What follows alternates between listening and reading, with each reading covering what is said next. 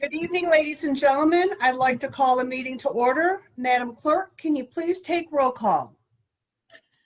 Dave Abdallah, Here. Bill Bazzi, Here. Robert Constant. He's there, but, okay. Lisa Hicks Clayton, Here. Denise Malinowski Maxwell, Ray Muscat, Here. and Tom Wenzel. Here. Here. Okay, we're at Robert Councilman Constant. Here. Madam Chair, you have a quorum. Thank you, everyone. Tonight, I'd like to have Councilman Wenzel lead us in the Pledge of Allegiance. I pledge allegiance to the flag of the United States of America and to the republic for which it stands, one nation, under God, indivisible, with liberty and justice for all. So everyone, please be seated.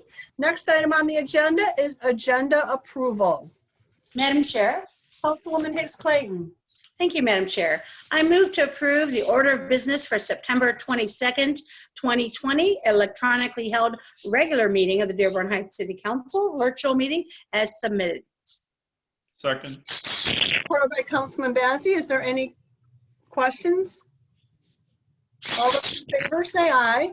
Aye. Those opposed? The ayes have it. Next, we have approval of minutes. This is the minutes from the electronically held regular meeting of September 8th, 2020. Madam Chair, Councilman Constant, I move that we approve the minutes from the electronically held regular council meeting of September 8th, 2020 as outlined in 4A. Support. supported by Councilwoman Hicks Clayton. Is there any discussion? All those in favor say aye. Aye. Those opposed? The ayes have it. Next, we have public hearing and comment on agenda items. This is from the audience. That's a 2-minute limit, and it must be on an actual item on the agenda. Okay, we have, okay, I'll unmute you, go ahead. Whoops. Lost you, Sam. Where did you go? I'm trying to unmute you.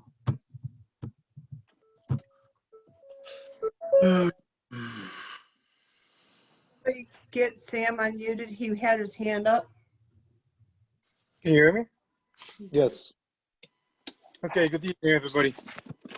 I'm commenting on item 9B. I think we had a discussion last council meeting, and I don't know if any one of you guys took it into consideration. As a council chair or as a city council, you are not entitled to remove the mayor. I understand he's violating a court order. That stuff should be taken in consideration with the court, with the judge only. Not by a council chair, not by a city council. I've said it several times, and even the mayor knows I'm completely against him. And he probably heard this several times from so many people. I'm completely against him wasting taxpayers' money. I don't see anybody in the city council who authorized that law firm to write the resolution when they're not even supposed to have anything to do with removing the mayor or hiring another corporation counsel. That's for the first time ever. I do agree with the mayor that you guys are going in the wrong direction and wasting taxpayers' money. Next, we have Dana Parrish, please. Can somebody unmute Dana Parrish? Got it. There you go. Good evening, Madam Chair, council members, Mayor. 7B. It has to do with the new FEMA grant. I would just like to suggest that the council members think about this time around with this FEMA grant, setting up a oversight committee of perhaps council members and residents as an oversight committee on this FEMA grant, since we had problems on the last FEMA grant. Thank you very much. Comment from the audience?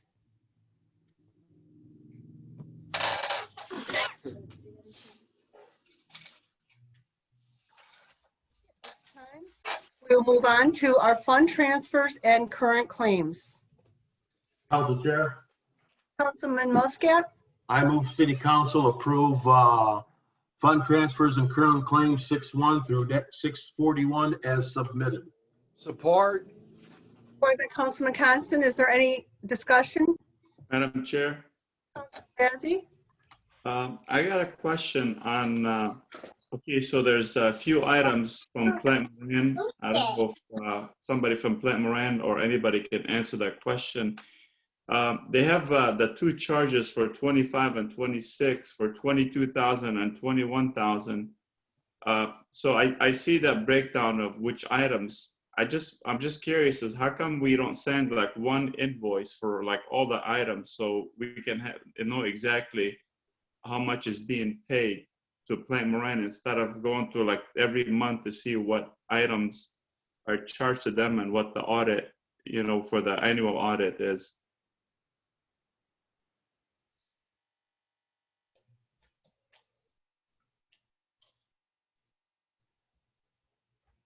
Oh, hold on a minute. We got to unmute Martin. Go ahead, please. Thank you. I believe the way the council has presented the invoices, it breaks it out by fund versus the invoice, and I could be incorrect on that, so I apologize if I am. When we send the invoices, it does say it's for audit services. We don't show the cumulative and how much it's remaining, but we can do that if that simplifies things based on the rate letter that's pre-approved by the council. So if that makes it a little bit easier to reconcile, we're happy to do so. Yeah, I would appreciate it if we get at least like for the annual, how much is being charged for the audit. Yeah, that's not a problem at all. I can definitely incorporate that into the invoices. Thank you so much. No problem. And going forward, so what I'll do on the next invoice is I'll show what's been invoiced previously and what's the current invoice, so that way you can reconcile easier. Thanks a lot. No problem. That's all I have, Council Chair.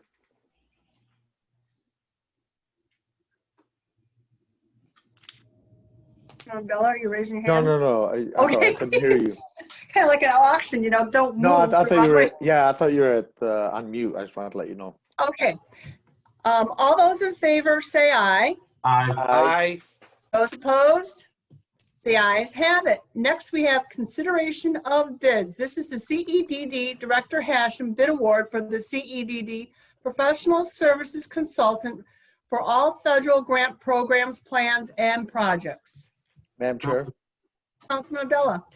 I move that we concur with Director Joe Hashem of CEDD, who has reviewed submitted certified bids for the by the Comptroller's Office. He's hereby recommending that the City Council accept and approve the most qualified bid proposal for certified environmental testing and clearance services company for all the federal programs, plans, and projects, and award the bid to Environmental Testing and Consulting, Inc. in the amount of $1,793, subject to the timely submittal of all required documents to CEDD per the instructions in the packet. In addition, authorizing the Comptroller's Office to return all bid bonds to all other bidders, and then also authorizing the mayor and the city clerk to sign 4 copies of the signature page of the contract outlined in item 7A. Support. Councilman Muscat, is there any discussion? Madam Chair. Councilman Bazey? I have a question. So for this fee, what is it tied to? Like a resident, a house, is it tied to something that we can actually reference it also on this letter?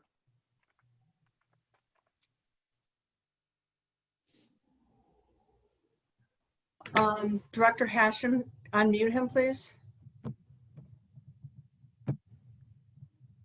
Do we see him? Oh, great.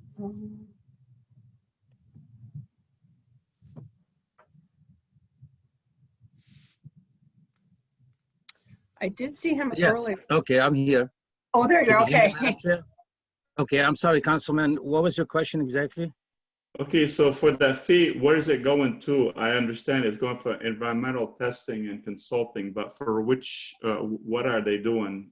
This is basically for all the programs that our department participates in. If we do rehab houses, we're doing a kitchen at the Berwyn Center, for example. Anything that has lead or asbestos or anything like that, that's where that fee goes. I mean, it's required that we test before we do the work.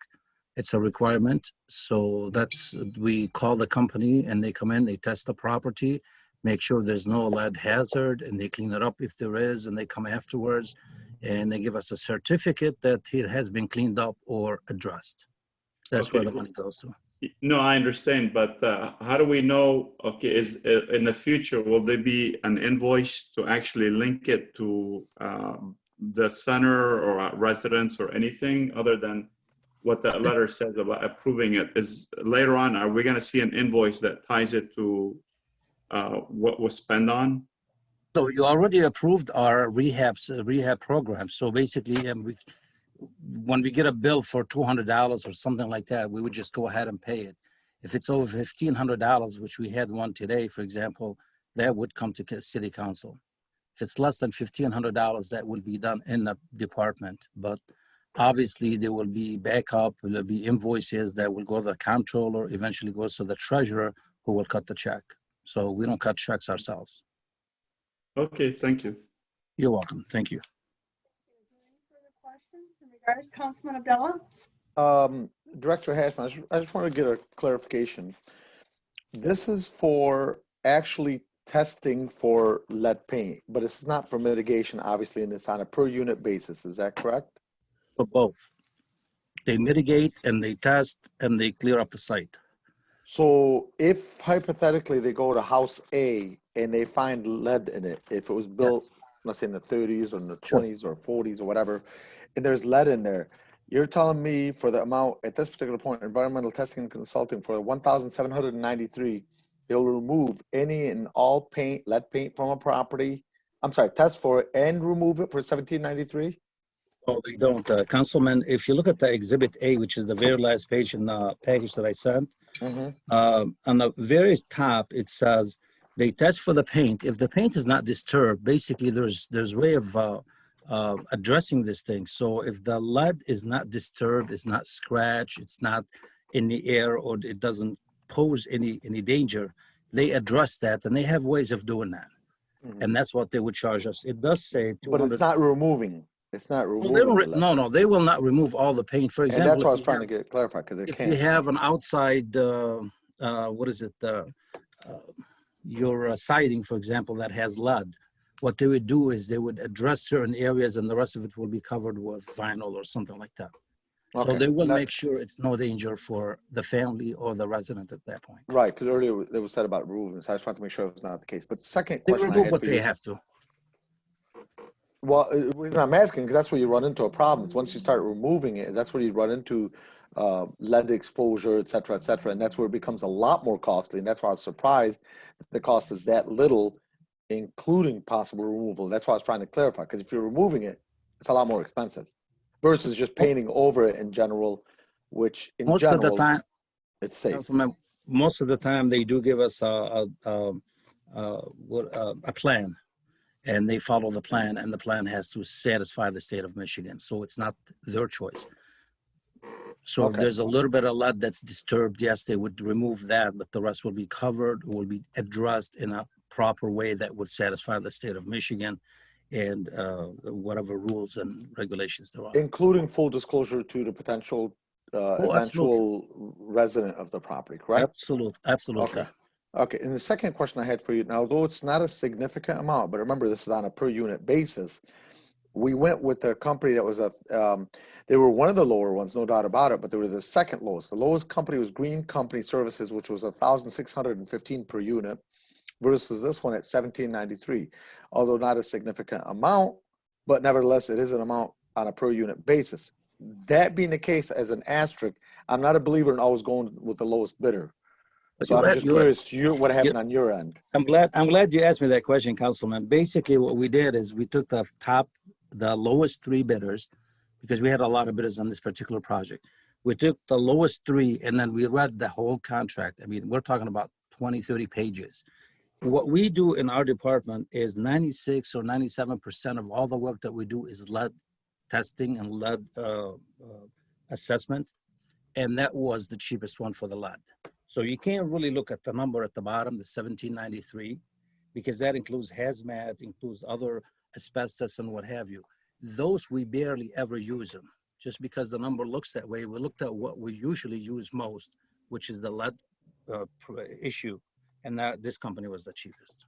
That's how I made my recommendation. I see. Thank you very much. You are welcome. Thank you.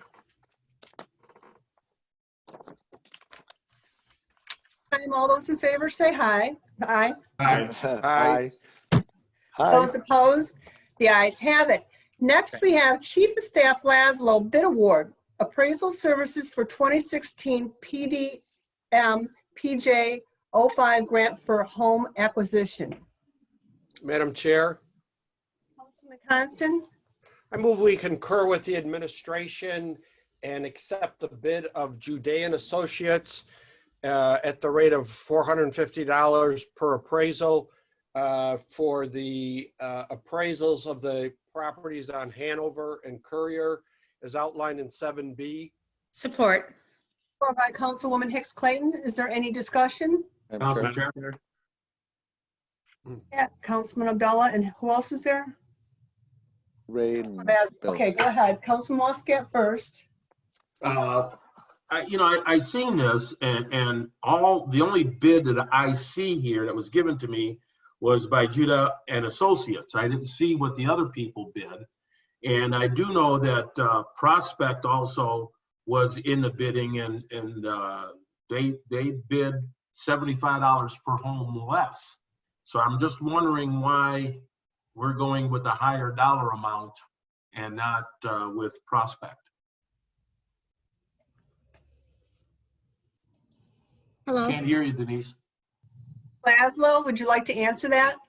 Yeah, like I explained, I'm sorry, yes, like I explained in the letter, this and I explained to you in a subsequent email today, they're both good companies, Jude and Prospect. But what happened in the bidding process is we went out for bid for the first time earlier this late spring, summer, and we got two bidders back, AccuPraise and Jumana Jude. We then went out for bid a second time because we have to go out for bid 3 times, and we didn't receive any bids. So we took it to council for a vote, and council decided not to accept Jude and Associates and directed me to go out for bid again. I went out for bid again, which would be the first time or the third time, how you look at it, and I got one bidder, being Prospect. I then had to go out for bid a 4th time, and I got one bidder, being Jude. I put Jude on the agenda, and like I explained to you in the email, I actually went out for bid, I'm sorry, when I say I mean the city and the comptroller's office, went out for bid a 5th time, and nobody bid again. Again, they're both good companies. This is not an exorbitant amount.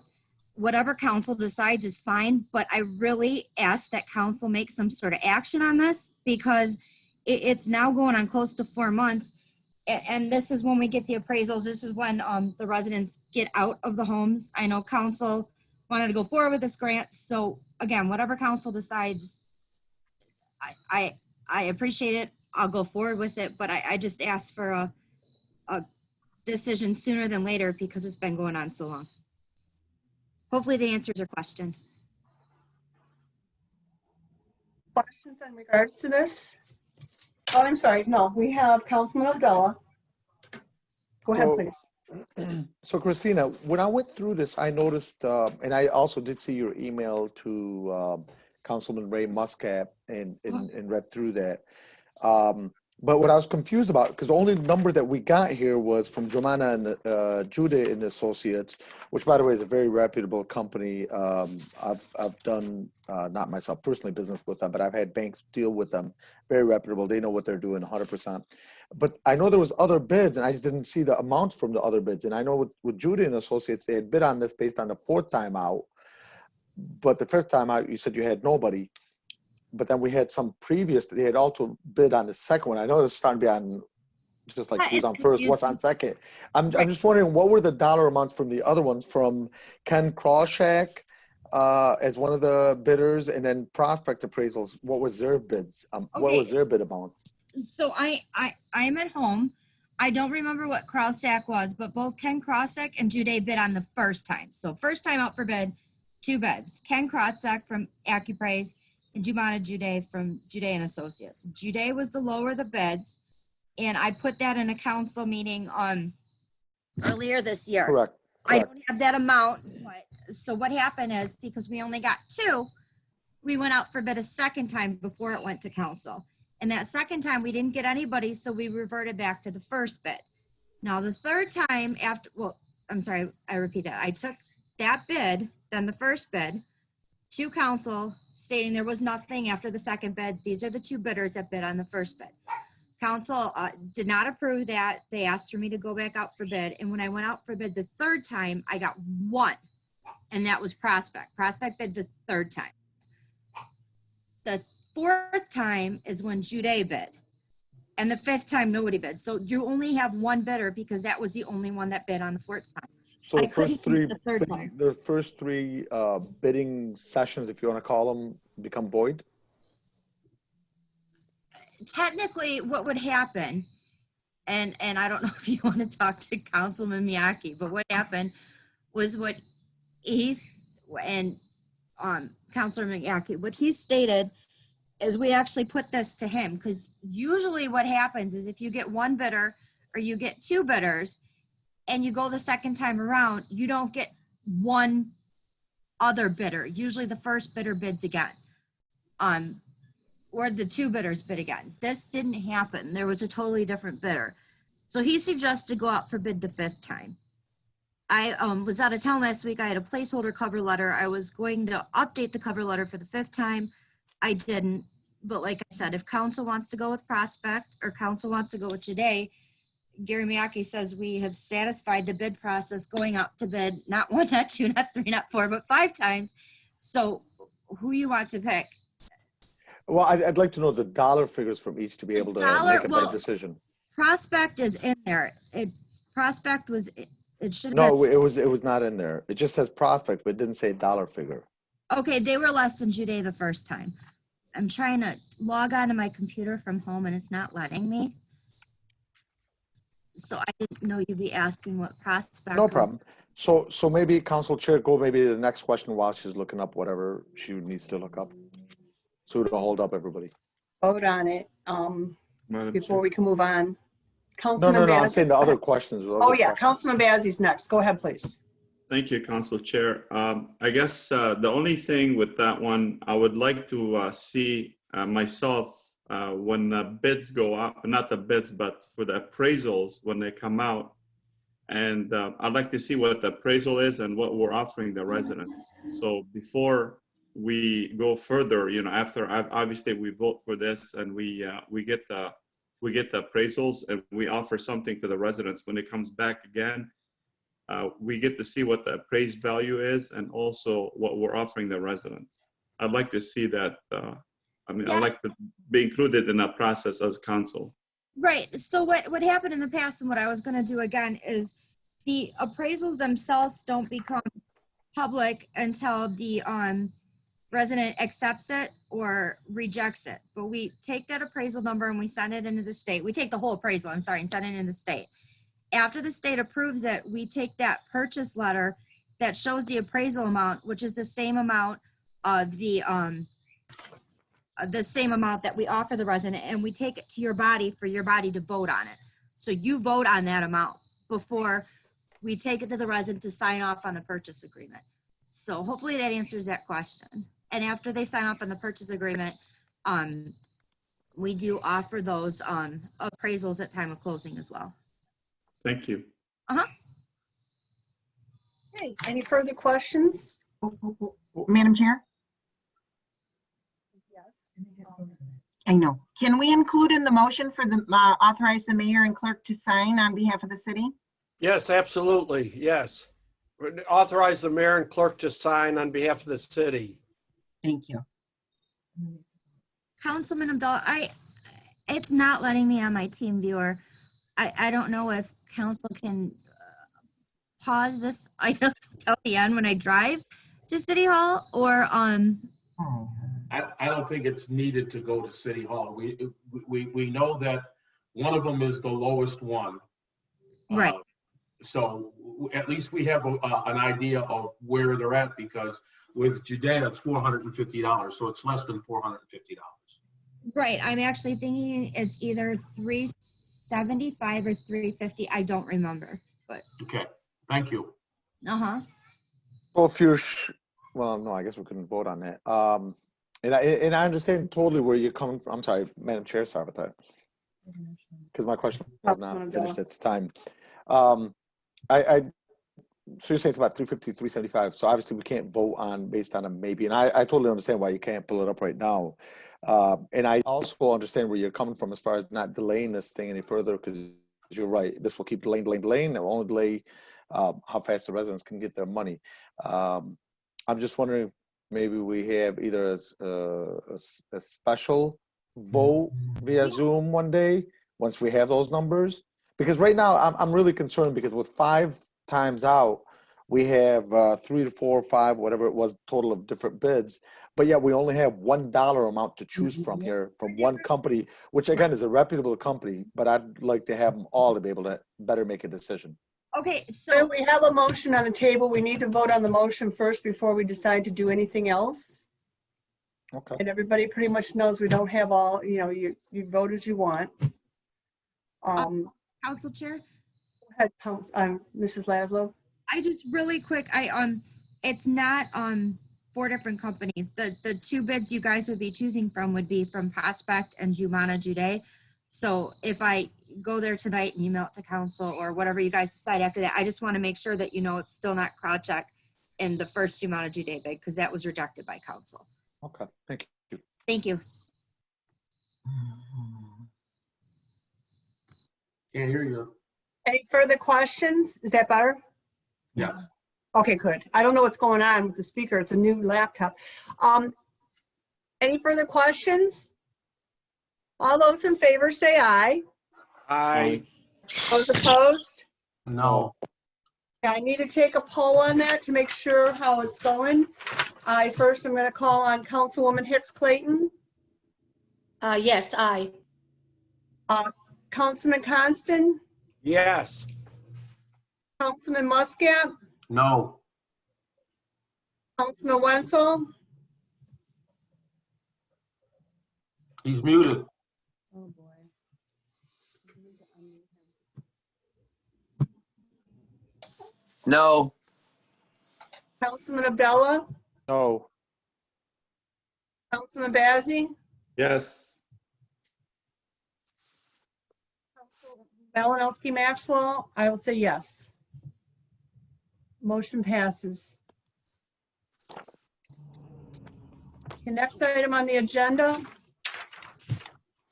is Fire Chief Brogan, request for bids for EMS jackets and boots. Madam Chair. Councilwoman Hicks Clayton. Thank you, Madam Chair. I move City Council concur with our Fire Chief, David Brogan, and grant permission to go out for bids for the EMS jackets and boots. It should be noted this equipment will be submitted for reimbursement as part of the CDBG CARES Act grant. The bid process will be done in compliance with that grant as submitted in 7C. Support. Support by Councilman. Support. Okay, Abdullah. Okay, any discussion? All those in favor say aye. Aye. Aye. Those opposed? The ayes have it. Next, we have under reports from mayor, a veto of motion related to Seacrest Wardle letter of agreement. Madam Clerk, can you please read the charter? Yep, Section 7.13, veto by mayor. The mayor shall have the power of the veto of resolutions and ordinances passed by the council, provided that said veto, with the mayor's reasons in writing, must be filed with the city clerk at least 24 hours before the date of the next regular meeting of the council, at which said meeting the clerk shall present such veto or vetoes to the council. The council may only at said meeting reconsider the vote at which such proceedings were passed and adopted, and if it so elects, may only at said meeting readopt such proceedings by a 5/7 vote of all the members elected, in which event the veto shall be overridden, and it will bar the right of the mayor from any future vetoes of the proposed legislation. Such proceedings shall then become effective on the following day succeeding such meeting of the council, and ordinances so passed shall become effective immediately thereafter upon publication. This time, I will need to reintroduce for possible reconsideration of City Council, a motion 20-306 regarding the Seacrest Wardle Letter of Agreement. Council Chair, Councilman Muscat, I move City Council approve the regarding of Seacrest Wardle Letter of Agreement as outlined in 9A. Second. or by Councilman Wenzel. At this time, we'd like to take a vote on that. All those in favor? Is there any discussion on this or no? It's just a reintroducing it. We discussed it last time. I was just wondering if the residents know what's going on with this. Go ahead. No, I mean, can you update the residents what's going on? Just because I had before on one of these vetoes, I had some residents call me up and they said they weren't aware of what was being vetoed and what was being super vetoed. This time, this is the contract with Seacrest Wardle Letter of Agreement to continue them on as our council until we can get a corporation council that can get to approve it. I don't know how else to explain it. That's fine, yeah. At this time, all those in favor say aye. Aye. Aye. Aye. Opposed? No. I need to take out roll call. Councilwoman Hicks Clayton, Yes. Councilman Muscat, Yes. Councilman Wenzel, Yes. Councilman Abdullah, Yes. Councilman Bazey, Yes. Councilman Constant. Oh, I'm sorry. No. Yeah, Councilman Constant. No. And Malinowski Maxwell is yes. That veto is overrode. Next on the agenda, we have 8B, which is a veto of motion related to resolution of the Dearborn Heights City Council endorsing Council Chair's letter to Mayor Pleco dated August 27, 2020. Again, Madam Clerk, can you please read 7.13 in the charter? Sure. The mayor shall have the power of the veto of resolutions and ordinances passed by the council, provided that said veto with the mayor's reasons in writing must be filed with the city clerk at least 24 hours before the date of the next regular meeting of the council, at which said meeting the clerk shall present such a veto or vetoes to the council. The council may only at said meeting reconsider the vote at which such proceedings were passed and adopted, and if it so elects, may only at said meeting readopt such proceedings by a 5/7 vote of all the members elected, in which event the veto shall be overridden and it will bar the right of the mayor from any future vetoes of the proposed legislation. Such proceeding shall then become effective on the following day succeeding such meeting of the council, and ordinances so passed shall become effective immediately thereafter upon publication. Thank you. At this time, I need to go to 9B and reintroduce for possible reconsideration City Council Motion 20-312 regarding the resolution of the City Council endorsing the letter to Mayor Pleco dated August 27, 2020. This time I'll take a vote. All those in favor say aye. Aye. Aye. Opposed? No. No. Take a roll call. Councilwoman Hicks Clayton, Yes. Councilman Muscat, Yes. Councilman Wenzel, Yes. Councilman Abdullah, No. Councilman Bazey, No. You're muted, Chair. Councilman Constant, can you hear I'm a me? no. Okay, at this time, the veto passes. No need to go further. Next item on the agenda is, No. Madam Chair, yes, I Madam think Chair, first- you missed the votes. no need to go any further. You've already got, there's no way you could have enough votes. You've already got 3. Mr. Mayor's waving his hand. Okay, Mayor? Unmute. I'm gonna, I have. Because at this time, we had Councilman Abdullah, Bazey, and Constant were a no, so there's no way we could get the 5 to override the veto, so there's no reason to go any further. So at this time, I'd like to move on to the next item, DPW Director Selmy, purchase and payment, alarm dialer device for the Parkland Pump Station. Madam Chair, before we go further, we didn't have a motion or a second on that one. Okay. All right, well, let's make a motion. Council Chair, Councilman Muscat, I move council reintroduce the possible reconsideration of City Council Motion 20-312 as outlined in 9B. Support. again, I'll go through, I can just start, we know right away. Councilman Abdullah, No. Councilman Bazey, No. Councilman Constant. No. At this point, there would be no way we could get 5 yeses, so the veto does pass. No. Next item on the agenda is DPW Director Selmy, purchase and payment alarm dialer device for the Parkland Pump Station. Madam Chair, Councilman Abdullah, I move that we concur with Director of Public Works, John Selmy, who's seeking approval to purchase one OmniSite XR50 alarm dialer device for the Parkland Pump Station and also authorize payment upon delivery.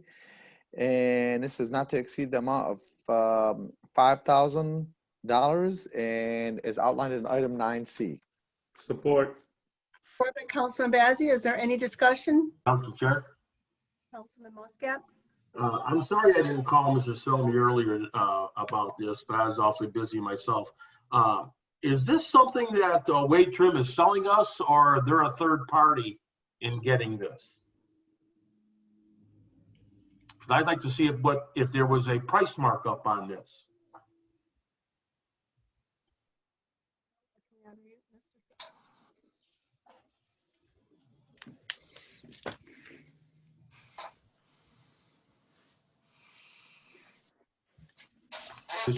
Unmute Mr. Brooks. Mr. Brooks, I'm going to unmute you right now. Go ahead. You need to unmute your.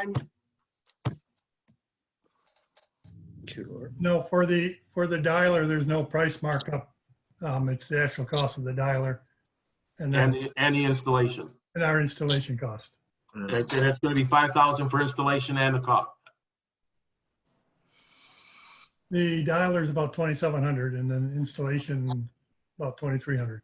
Okay, thank you. That's reasonable. Madam Chair. Councilman Wenzel. Yes, Mr. Burke, can you tell us what this is? What is this dialer? Well, at the pump station, there's a number of alarms. If a pump fails, if the level of the wet well gets too high, it will send out a message to pre-recorded numbers so that someone can come out and service the pump station. So it's just a answering machine, or is it just like a phone service or something? Or well, no, it's connected to the cellular network, but the current system out there now is failed, and it's sending out a lot of false signals and false alarms. Is it something that goes right on the pumps? Is it a mechanical thing? It's I'm not sure the size of it. It's probably about box. It's probably 6 or 8 inches square. It goes in the control panel. $5,000. And it's wired to the controls and pumps. Mm-hmm. Seems like an awful lot for a little control. $5,000.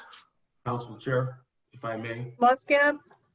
Tom, I think this is more of a, monitor. It'll check when the pump comes on, when it goes off, gallons per minute being pumped. If any of the specifications are off, it's going to read it, generate an alarm, and make a phone call so somebody can come out there and service it before we have any catastrophic flooding.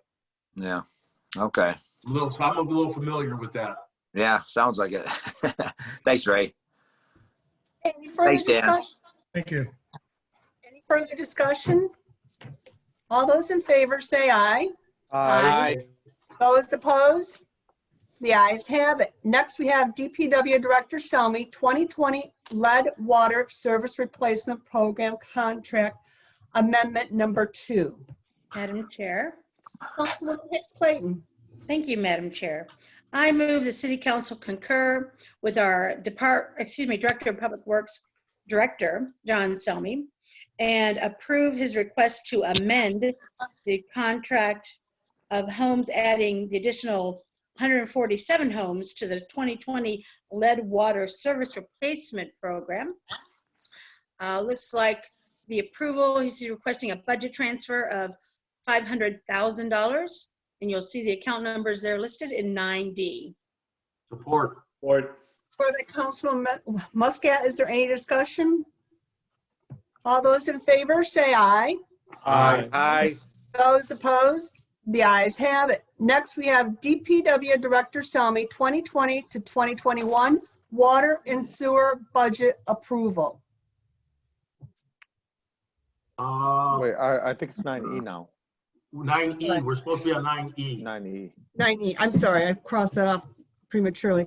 DPW Director Selmy, 2020 Transportation Compliance Plan Approval. Madam Chair, Councilman Abdullah? I move that we concur with John Selmy, Director of Public Works, who has prepared a 2020 Transportation Compliance Plan as required by Michigan Public Act 325 of 2018. This plan follows the asset management process to manage and track our roadways and bridges in a cost-effective manner using a combination of engineering and business principles. The 2020 plan identifies Dearborn Heights transportation assets and their condition, as well as a strategy that Dearborn Heights uses to maintain and upgrade the roads and bridges, given Dearborn Heights condition, goals, priorities of network road users, and resources. And this is as outlined in item 9E. Support. Further discussion? Madam Oh, Chair. I'm sorry, Council- Madam Chair. I just want to add one more sentence. I apologize. Therefore, John Selmy is requesting City Council approval of the 2020 Transportation Compliance Plan as outlined in item 9E. Thank you. Support. Is there any discussion? Madam Chair. Councilwoman Hicks Clayton. Thank you, Madam Chair. Question for Director Selmy. Can you tell us the last PACER report, and would you kindly email that out to all City Council members? Looking for Director Selmy. He needs to be unmuted.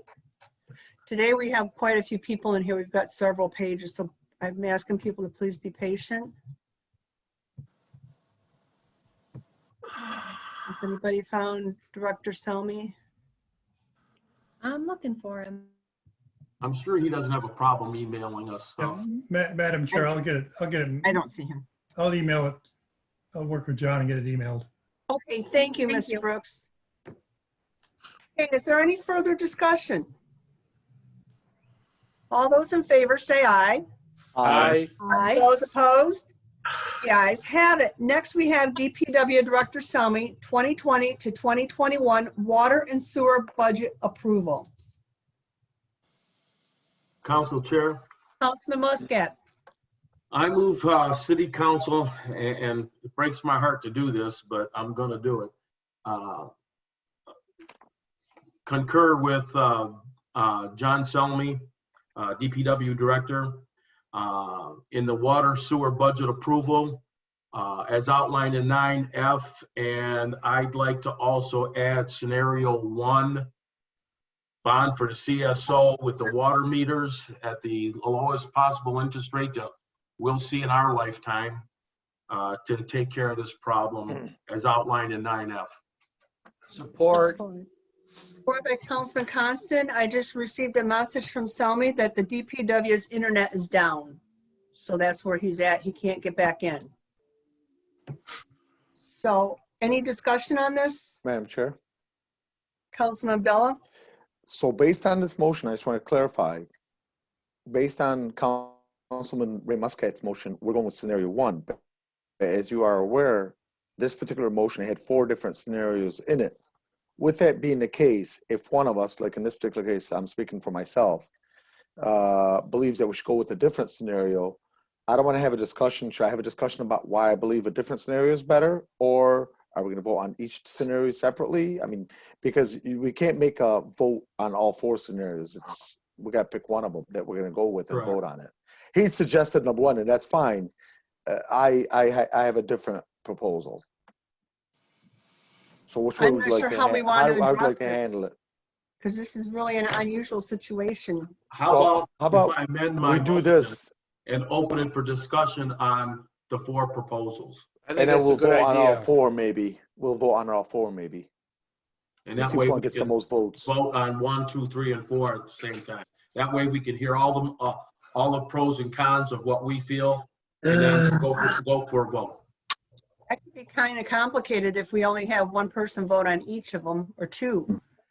You know, you're not going to have Well, unusual. Council Well, I Chair, understand there's 4 proposals and 7 of us, so there could be four different proposals being, but I yield my time to Councilman Dave Abdullah now. Hi, Councilman. Council Chair, I'm just thinking of this idea. Chances are there's some scenarios in here that maybe none of us want. So how about each person say which scenarios they are considering? If there's none that we don't want, then now it's only down to 1 or 2 scenarios, which would be much easier to vote on. My presumption, I mean, I see which 2 it's probably going to be, but it's up to you guys.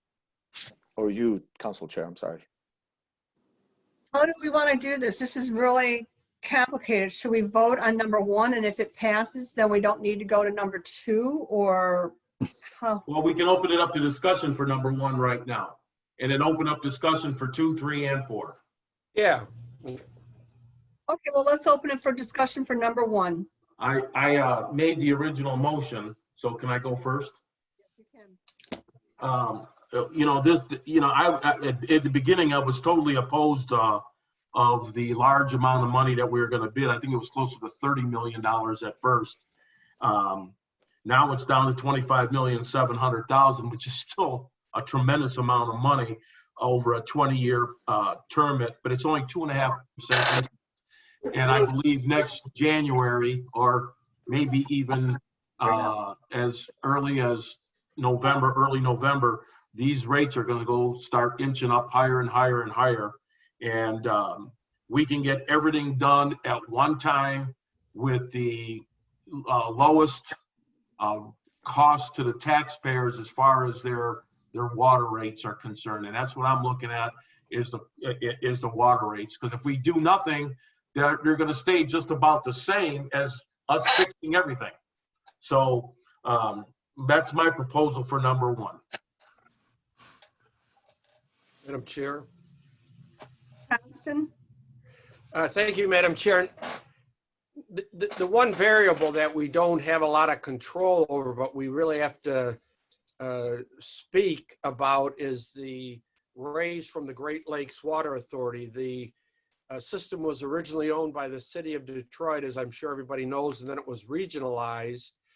But you know, we have to call on them to be buying the water. It's a huge system for as low as possible. And then we also, the member communities bought the downriver treatment plant and make sure that is operated in the most economical fashion possible. Our percentage of being able to increase or decrease the rates or our spending is really minimal if you look at the whole picture of what the authority charges us and then the operating costs of the sewer plants.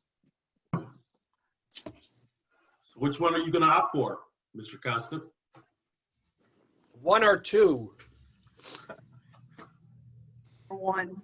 Anybody else want it? Councilman Abdullah, what would you opt for? Well, in my opinion, first of all, as far as the CSO bond, I think one of us maybe should give for the residents, maybe because they can't see these papers, and I don't mind doing it if you'd like me to. Maybe give them a little bit, at least an abbreviation of the different scenarios, or. You want to go ahead, Yeah, I mean, just for the residents' purposes, scenario number one is bonding out for the CSO L41, L42, and L43, and water meter replacement in the amount of an estimated $25,700,000 for a 20-year term of 2.5% interest.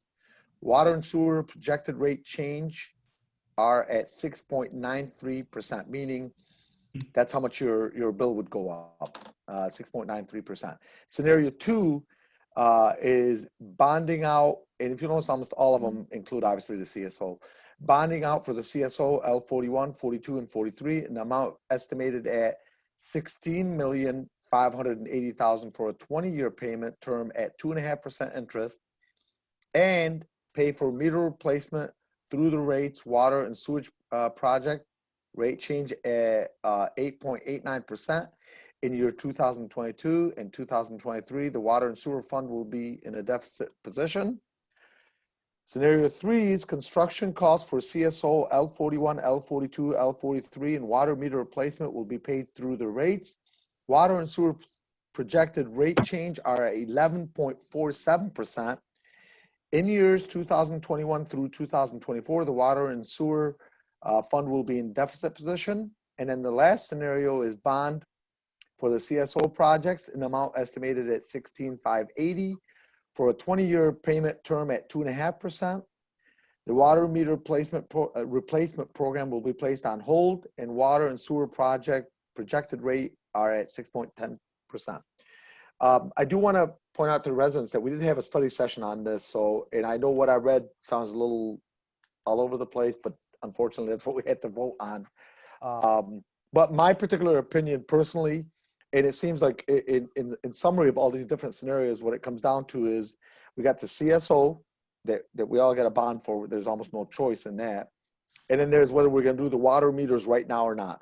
The scenario I personally like is scenario number 4, which is bonding out for the CSO projects at $16.5 million, $580 million for 20 years at 2.5% interest. But more importantly, the water meter replacement program will be placed on hold. I feel based on the current economic situation that we are in right now, replacing the meters is good, but as our director Selmy mentioned to us, it might be almost $9 million.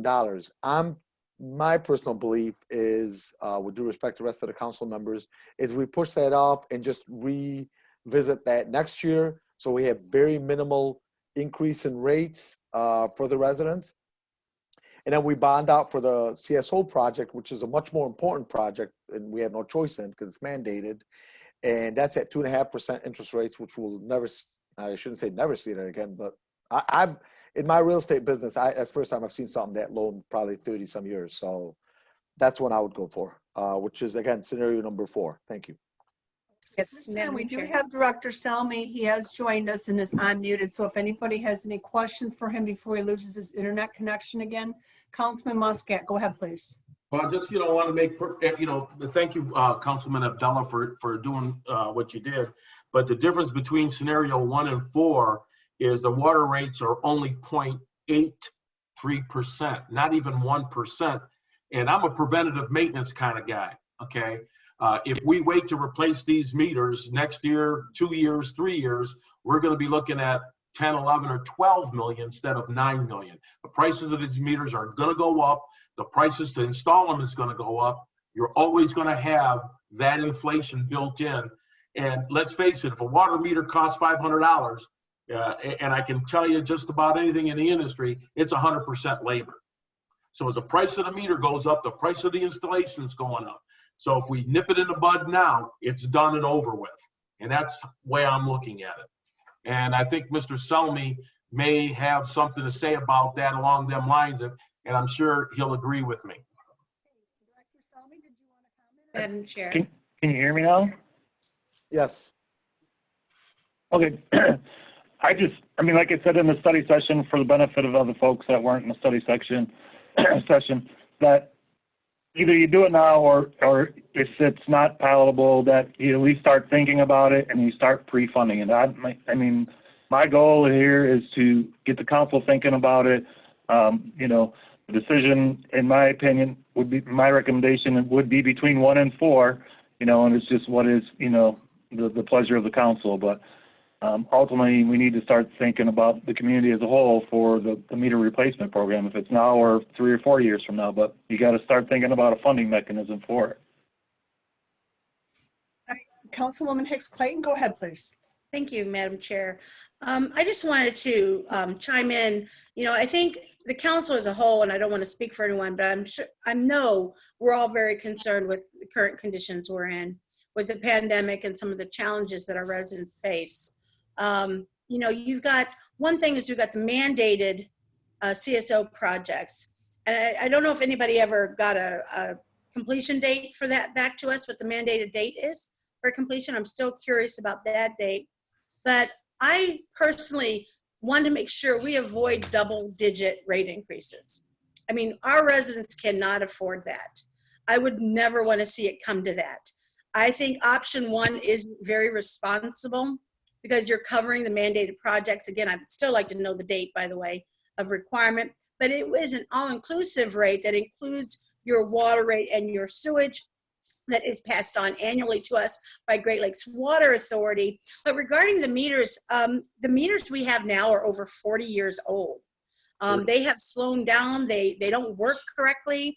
And the problem with that is that we've already seen this, is that our water lossage is higher and it continues to increase every year. The problem with that is that all of us, every single resident, absorbs that cost.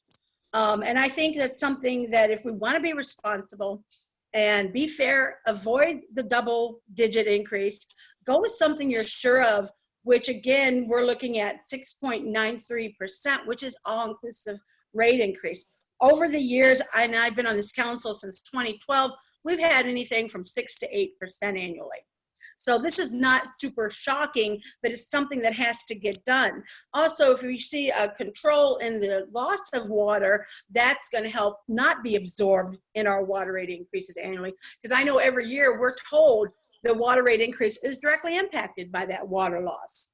So that is just my thought, because I'm thinking about the residents. I know everyone else is. This is very difficult times for us, but we need to be responsible and try to make sure we're not doing anything that passes on a double-digit increase or puts our water budget into a deficit like you see with action scenario 2 and 3. Thank you. Members, okay, are you speaking as a treasurer? Hold on, go ahead. Mr. Zuhair, Treasurer Zuhair. Hold on, I'm unmuting you. Go ahead. Good evening. Now, those numbers which you are given, we have close to $4 million on the side, which were over-collected from the residents. When we bond, are we going to pay the $4 million immediately to reduce, the debt, or the 16 million is not including the 4? That means we're going to use it 20. Martin wants to get in.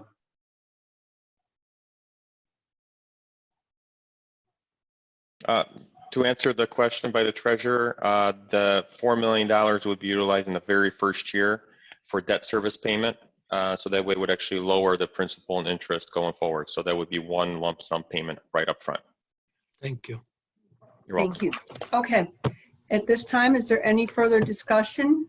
Well, Madam Chair. Councilman Abdullah? I'd just like to get a little bit of a clarification from Martin. So let's use scenario number 4 hypothetically, which is at 16,580,000. Are you stating that based on the treasurer's comment, which thank you, treasurer, it's a good point. Are we going to subtract that 4 million from the 16,580 to become 12 million? Or has it already been subtracted from the amount that would have been 20,580,000? Let me verify. I'm going to open the file right now, but my understanding is it's utilizing the payment again in the very first year as well. So it's basically the same treatment in both scenarios. But I'm going to look at that right now.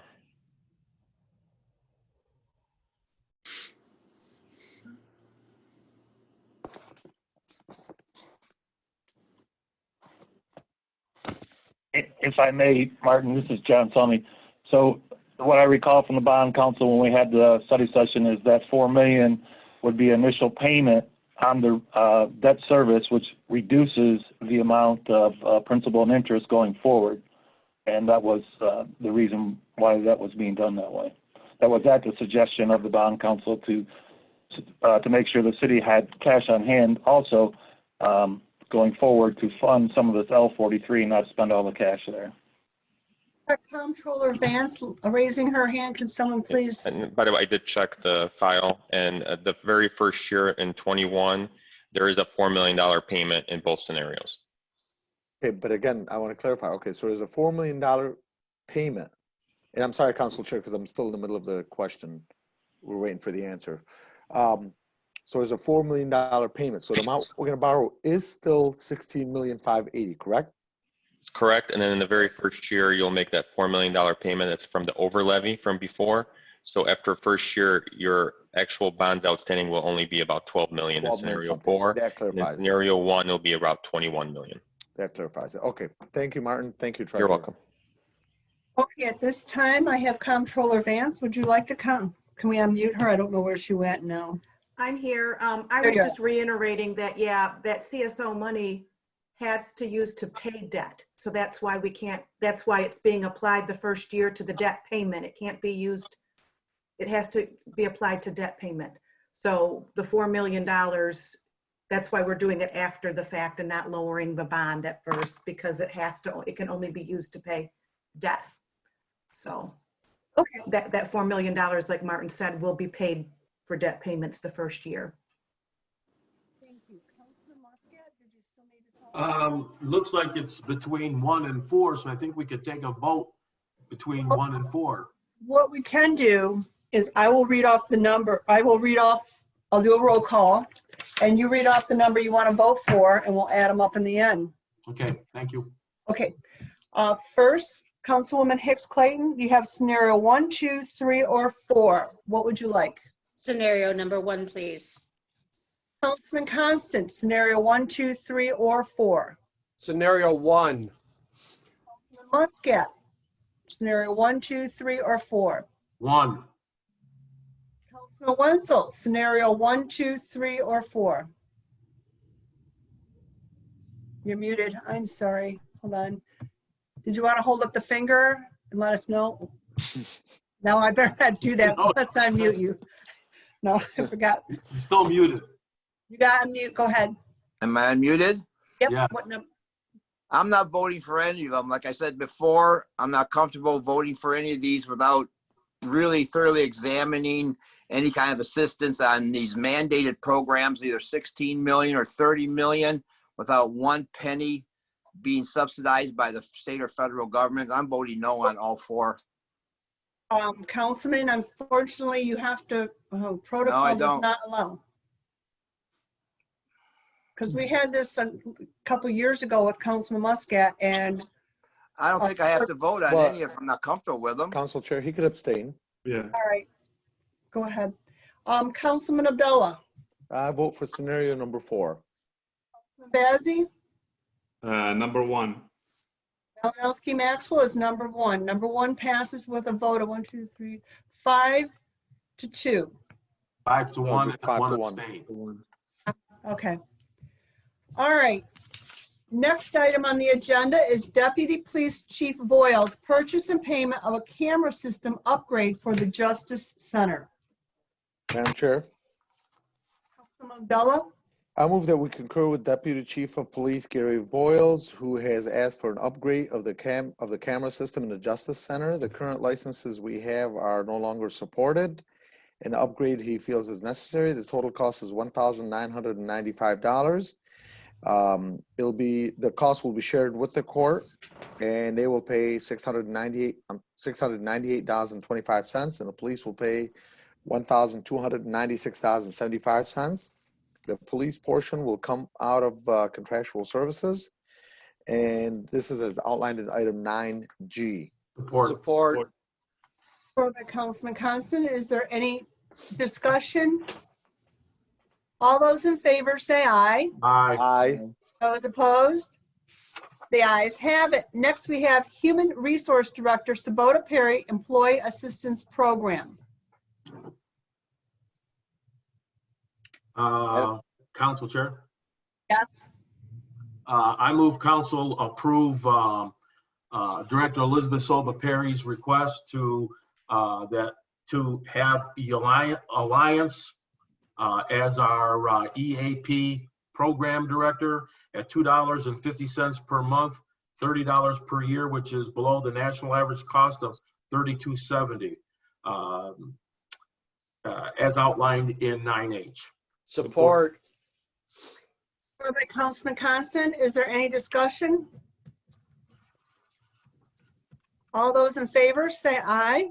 Aye. Opposed? The ayes have it.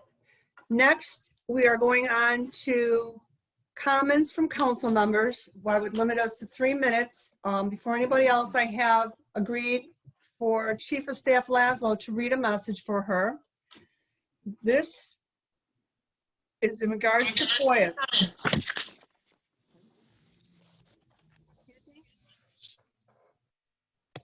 This is in regards to the FOIAs. The city has been receiving several FOIAs that are not being sent to the FOIA coordinator. Instead, these FOIAs are being sent to council people, other elected officials, department heads, and other city employees. In order to streamline the process, we are asking that the public send FOIA requests to the FOIA coordinator in the mayor's office for city matters, and to Captain Corey Smith and Lieutenant Ruben Gonzalez for police matters.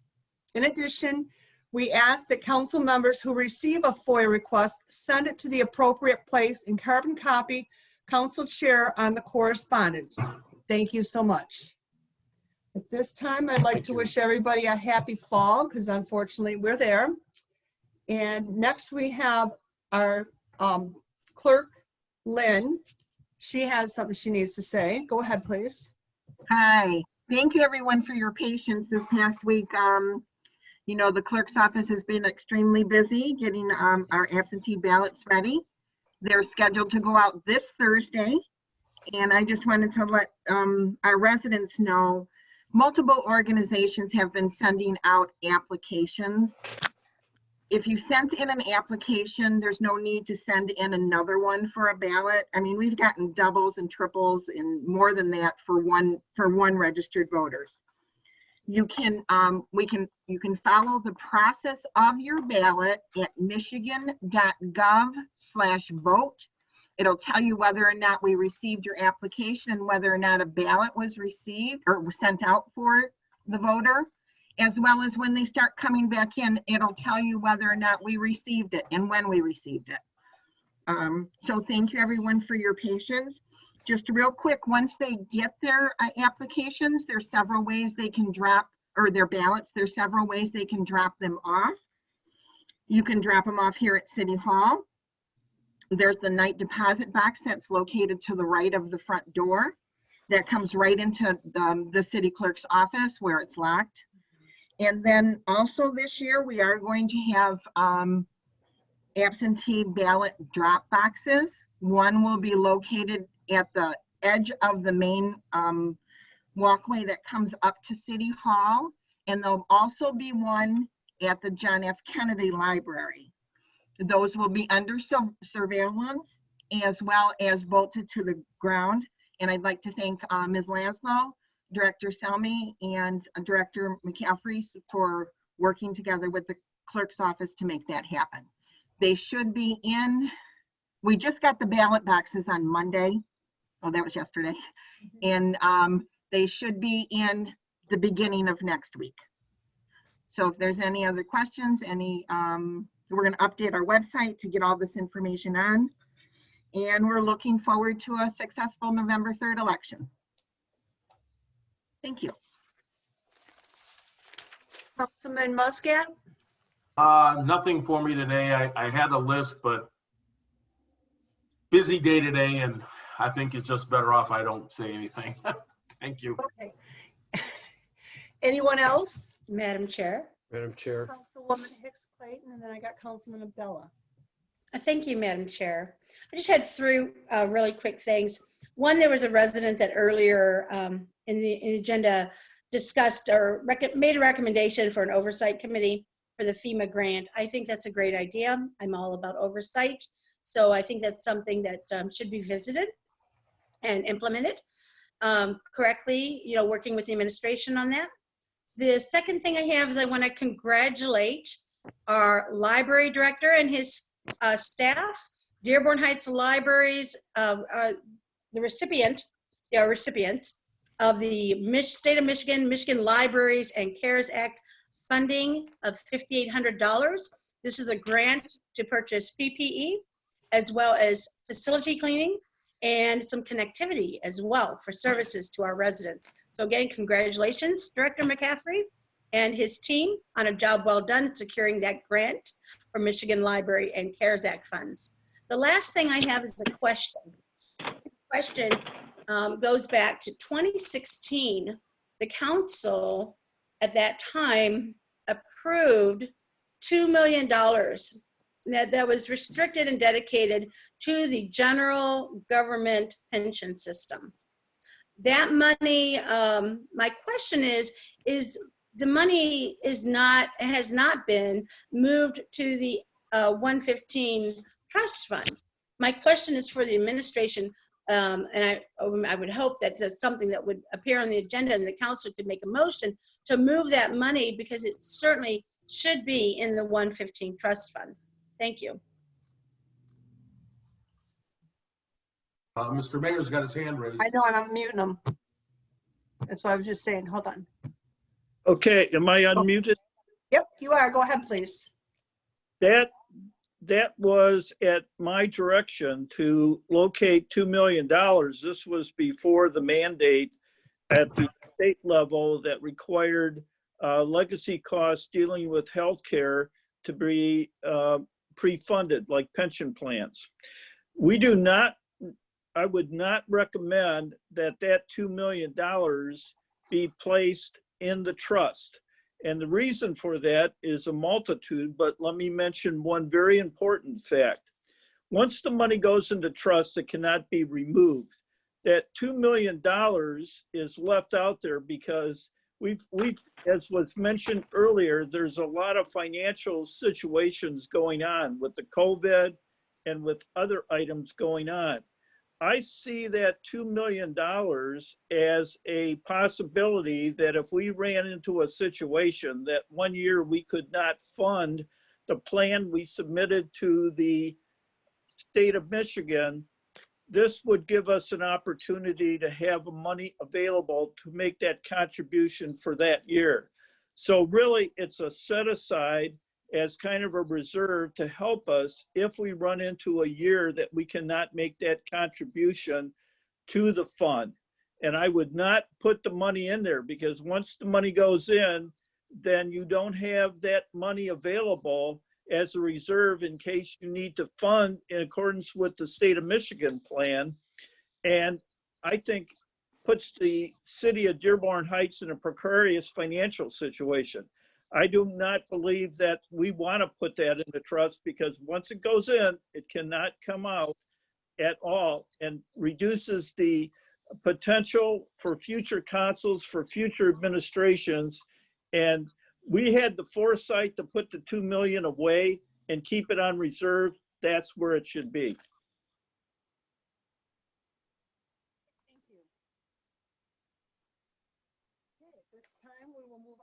Councilman Abdullah. Madam Chair, this message is really more for administration / the mayor. If there's one question that I get on a consistent basis, whether it's from clients or whether it's from residents, I mean, just consistently all the time, is in regards to how much their water bills are. And I mean, like it's on a regular basis. And I answer and answer and answer as much as I could. Even to the point where I called one of the council people in Dearborn and asked them if they get the same type of questions. And I guess I found out in most of these, it's somewhat of a common question. But I think the administration should put something together to answer all the residents as a whole, because I'm sure other council people are getting, persons are getting the same type of question to address this particular issue. And I know we've talked about it in the past, but it's a consistent thing that keeps coming up, that and people speeding. And I just think between the police department and between our maybe DPW or our administration, they should put some sort of a, I don't know, media package or something out to where residents can get their questions answered in regards to why, or at least what we're accused of having such high water bills. And then in addition to that, from the police department, in terms of people speeding, which again, that's the second most asked question that I get on a very regular basis. Thank you. Next, we have Councilman Wenzel. Oh, he's muted. Unmute yourself, Councilman. Okay. All right. Thank you. You're welcome. Director Hashem, our last meeting requested that we start saying some nice things about what's going on in the city.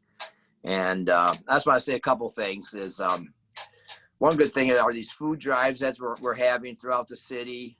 They're very beneficial to our residents, and non-residents show up for them too. And special thanks go out to Councilman Bill Bazzi and Councilwoman Lisa Hicks Clayton, because these things take place on Saturdays mostly, and that's a free time, and they're putting a lot of their time, personal time, effort in their families, and all the volunteers. My hat goes off to all the volunteers that show up for these. It's great. It's a really nice time. If you get a chance to volunteer for one, I'd recommend it highly. It's a really fun time. It's nice bonding with the residents.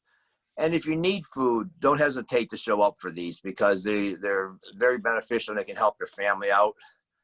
And I'd also like to say special thank you to our residents for staying around Dearborn Heights during these times instead of moving out to some other city, especially our seniors. During this COVID, it seems like it's an excuse to have our city go stagnant on most of our city programs, especially our seniors are suffering. And my hat goes off to them for sticking it out and waiting this out. I don't know what to say about it. There's every other city around us. They've got programs running, all kinds of senior programs, parks and recreation programs. And for some reason, we're just sitting pat and vegetating, and it's getting so stagnant, it's starting to smell a little bit. I'd like to ask, I don't know, is Brian Haddad here? Brian Haddad, are you here? Yeah, was anyone? He was on earlier. I know that much. Adam. Gone. Councilman, sorry. Can you hear me? Oh, there he is. Yeah, Hey, Brian. Hey, hi. You know, there was, I was on the Parks and Recreation Commission for quite a while. And there's a long time ago, we passed, okayed some money to work on the Richard A. Young Center kitchen. And it's been closed for quite a while. I think it'd be a perfect time to work on this. Is there any plans to remodel that kitchen, like the monies were set aside for that? From my understanding, right now, there is not any plans right now. I'm working on the kitchen over at the Berwyn Center, trying to get that all taken care of. I will certainly look into it more, and I will get back to you about that. Yeah, that money was, that was years ago, and every year it seems like there's an excuse not to do it. Now, I know being on the Parks and Rec Commission that annually there's the Wayne County Park millage, and there's typically money left over. Do you have a balance on what money's left over on that, by any chance? Yes, I do. And that balance, I don't have the exacts. I'm at home, but it's right now we have a balance for 2 years, and it's close to $75,000, give or take. I'm not exactly sure, but I plan on using that for the Van Houten Park, redoing the playscape at Van Houten Park. Okay. All right. Thanks, Brian. Appreciate it. I got one question. I've had residents call me about customers wearing masks in businesses. I don't know who this question's for, but is it a requirement that people wear masks when they go into a grocery store? Is that a law, or is that something that it's just who can answer that question for me? It's an executive order, Councilman. It's an executive order. So what exactly does that mean to violators? That means they can be reported and ticketed. I believe it's a $500 fine.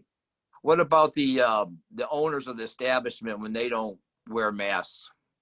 I believe they can be penalized as well.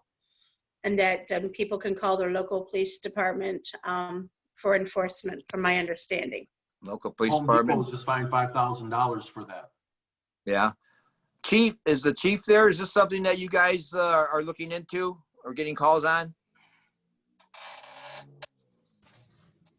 Well, if you can hear me, probably about 12 weeks ago, I addressed the council and advised them of what our plans were. We went from educate, advise to enforce. So going back to that original statement 12 weeks ago when I sat in front of the council, we're still doing that. If we get calls, we go out and educate people. We advise them on the rules. And then if they continue to not comply, then we will enforce the executive order. So far, most of the time we get compliance. Obviously, if you partake in social media, you see those extreme cases where people don't want to comply.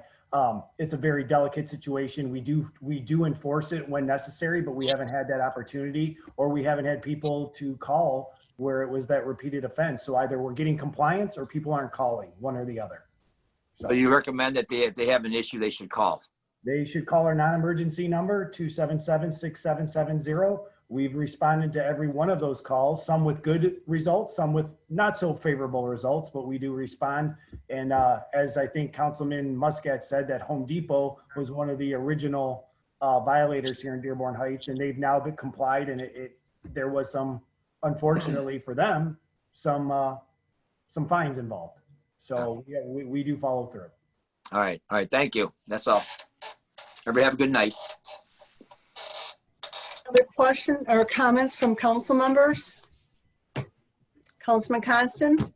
Thank you, Madam Chair. And two comments. One is regarding the water budget. And I agree with Councilman Abdullah that, you know, the water rates are going up, and then different cities bill for 3 months. We went from billing for 3 months to 2 months, and people see a large water bill. Hopefully, one of the benefits of this new system will be to find out if there is a leak, let the homeowner be able to find the leak and stop it. But yeah, the cost of water is passed on, and the cost of water is the same for everyone, whether they're making a lot of money or a senior on a fixed income. So we really have to speak out. Years ago, I had contacted the city attorney for Warren, whose last name was also Constance, and we were trying to get the formula that the city of Detroit used to formulate the water rates, because the thought was that the suburbs were getting gouged. Now the authority's been regionalized, and we've got to see the rates start coming down. And then also regarding the election, we want to see everybody vote. I know clerk, there'll still be people who'll be able to go to the polls and vote safely, but we've got to applaud our clerk. She has a tremendous job with probably a tremendous amount of absentee ballots to go out and track and to take in.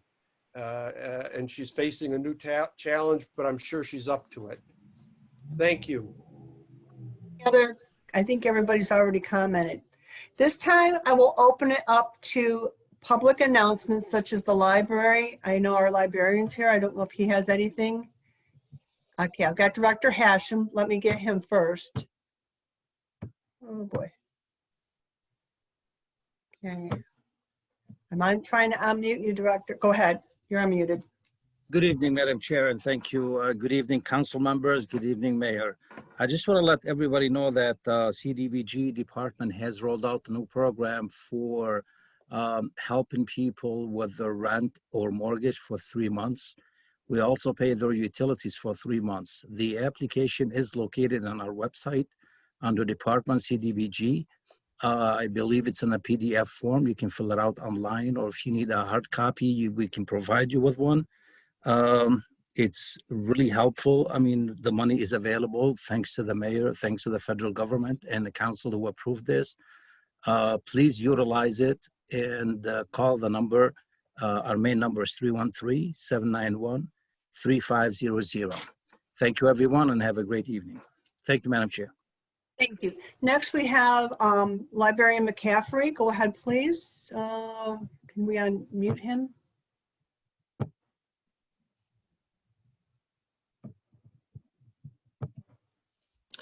Hello, Council Chair and Mayor. Just a couple quick updates. One, we are now doing computers by appointment. So at Carrollton Kennedy Library, you can basically call our main number at 313-791-3800, or you can walk up to the door. We have 8 to 10 stations set up, spaced. We clean them every time they're used. So we have that going on right now. Our delivery, home delivery is started up. So if you have a hold and you would like us to deliver to your home, that's for residents, and you can give us a call again. You want to call the library that has it. So it usually happens as you place a hold in our catalog and you get a notification that it's in. You can then call the library that it's it and say, hey, I'd like it delivered to me, and we'll deliver it to you. We do that 3 days a week. And also we're having a sort of a homeschooling supplement that we're doing, and we're delivering to about 400 households in Dearborn Heights and the surrounding area for anyone who goes to Dearborn Heights schools. There's going to be sort of some craft kits and a couple books that we're delivering to those households. And again, you can sign up for that as well. But currently it's at about 900 kids and about 400 households. And so that's what we got going on. So thanks for your time, and see you at the library soon. Any other public announcements? Okay, before we move on to public comments, I'm going to go ahead and read once again Council Rules of Order, Section 502-23. I used to do this all the time, and I stopped for a while there. But looking at previous council meetings, people have forgot the rules. So this is for in regards to any person making personal, impertinent, and slanderous remarks, or who becomes boisterous while addressing the council, shall be muted. There's no reason for this at public comment. Public comment is to comment and not attack anybody individually, whether it be the mayor, council, or any other individual. So at this time, I'm going to open it up to public comment. You have 3 minutes. State your name and okay, Council Chair. Yes. Sorry, the police chief had his hand up for a second as you were transitioning into this point. Okay, Chief, did you still want to talk? Hold on.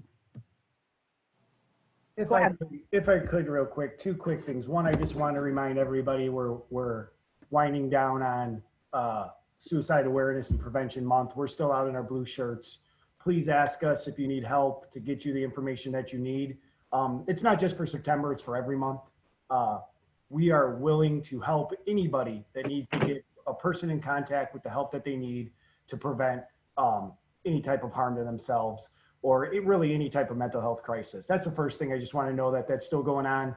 It's we recognize in the month of September, but it's a year-round effort. Secondly, I do want to address Councilman Abdallah had mentioned something about bringing up about what, the speed that's going on in the city. And I really want to touch base on what we've done as the police department and what it's going to take for us as a community. First and foremost, I want to thank the people who care enough about their community to speak up and say, hey, there's something wrong. Why is everybody doing this? What the police department's doing, I can give you the stats, 24,000 tickets in 2019. That's with 3 zeros after a 24. That's a heck of a lot of tickets, and we still have people speeding in the city.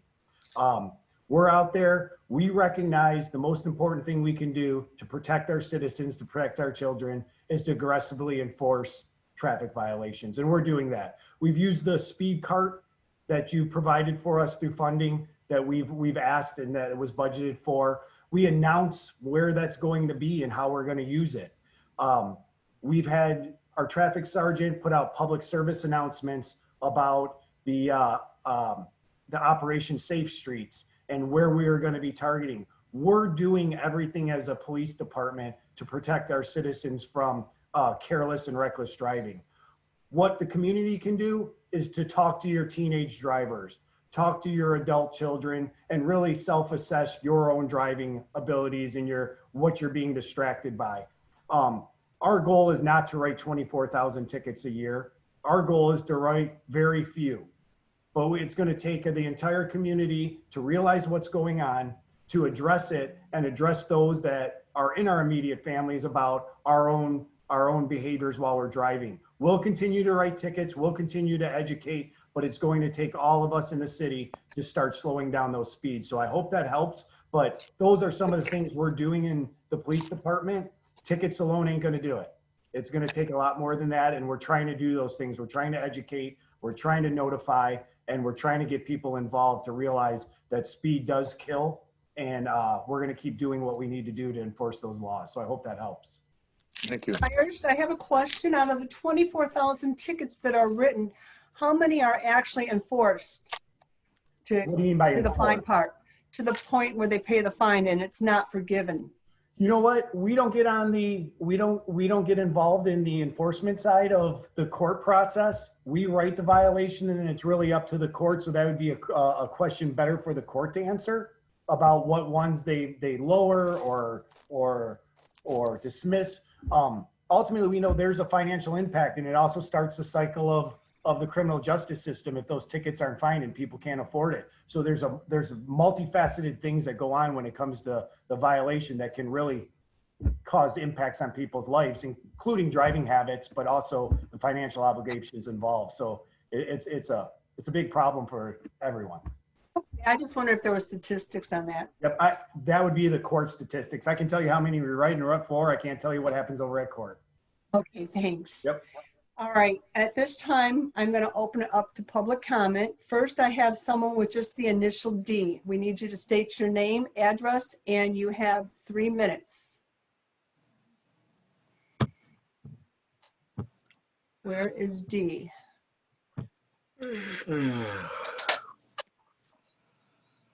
Good evening, Council, Madam Chair, Police Chief, Mayor.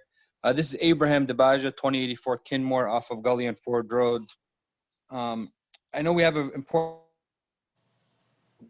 Oops. Oh, he's muted. Oops. Hold on a minute. Okay. Sir, you muted yourself. I unmuted you. Oh, no.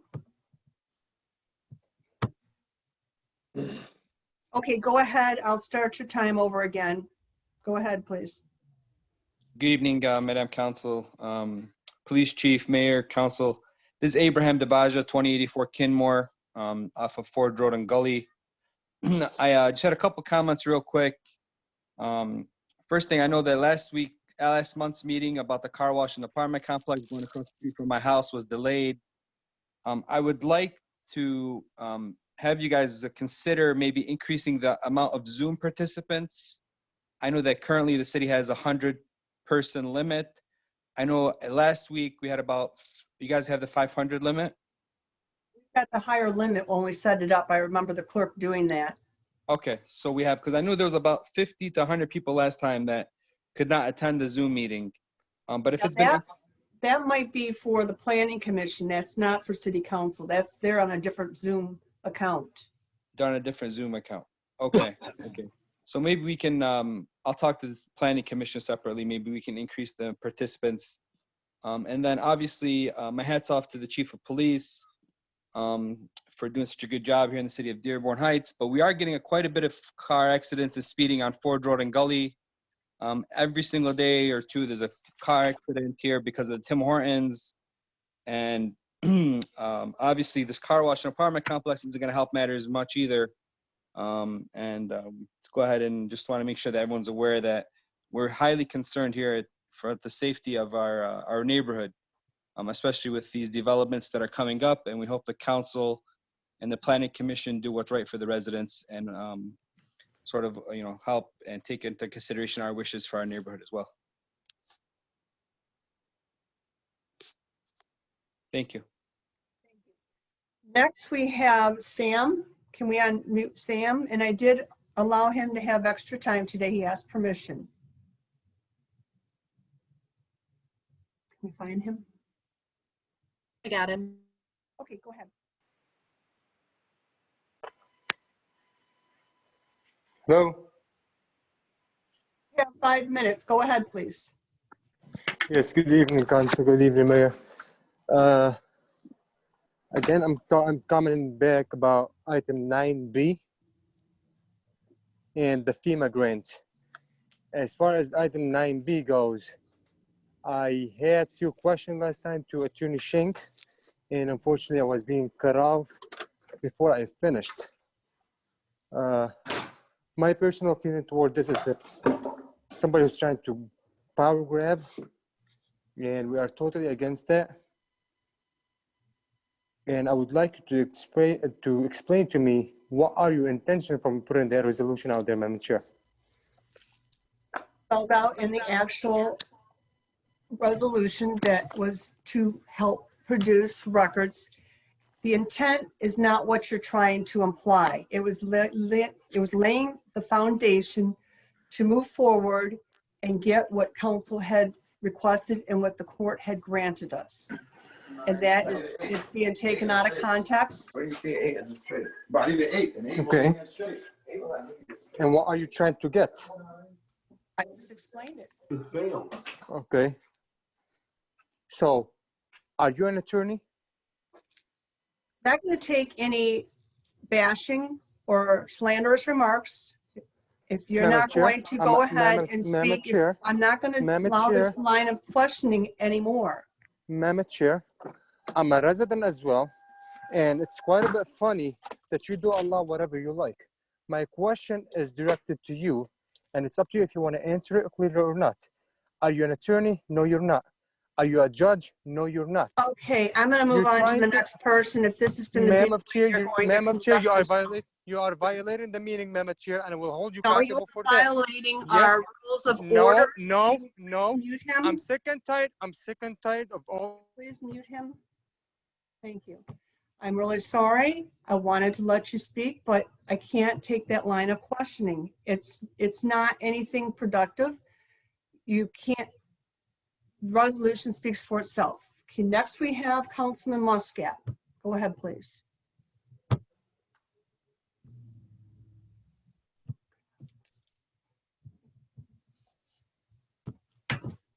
Uh-oh. Councilman, you're muted. You have to unmute yourself. I'm speaking as a resident, Ray Muscat, Havelock Street. The traffic flow on Ford Road with speeders and Chief Myers is doing, and his staff and policemen, I give them a lot of credit for doing what they can possibly do. They can't be everywhere at every time. But a few years ago, and I can't remember exactly when, I made a suggestion about putting left-hand turn lights at Silver Lane and Gully along Ford Road. I tried to make a left-hand turn onto Gully today on Ford Road, and people are running the yellow lights and red lights, and without a left-hand turn lane, only one car can turn at a time. And I can see a fatality coming at those two intersections sooner or later, especially with these guys driving 900 horsepower vehicles. So my question is to Chief Myers, what do we need to do to look into getting those left-hand turn lights there?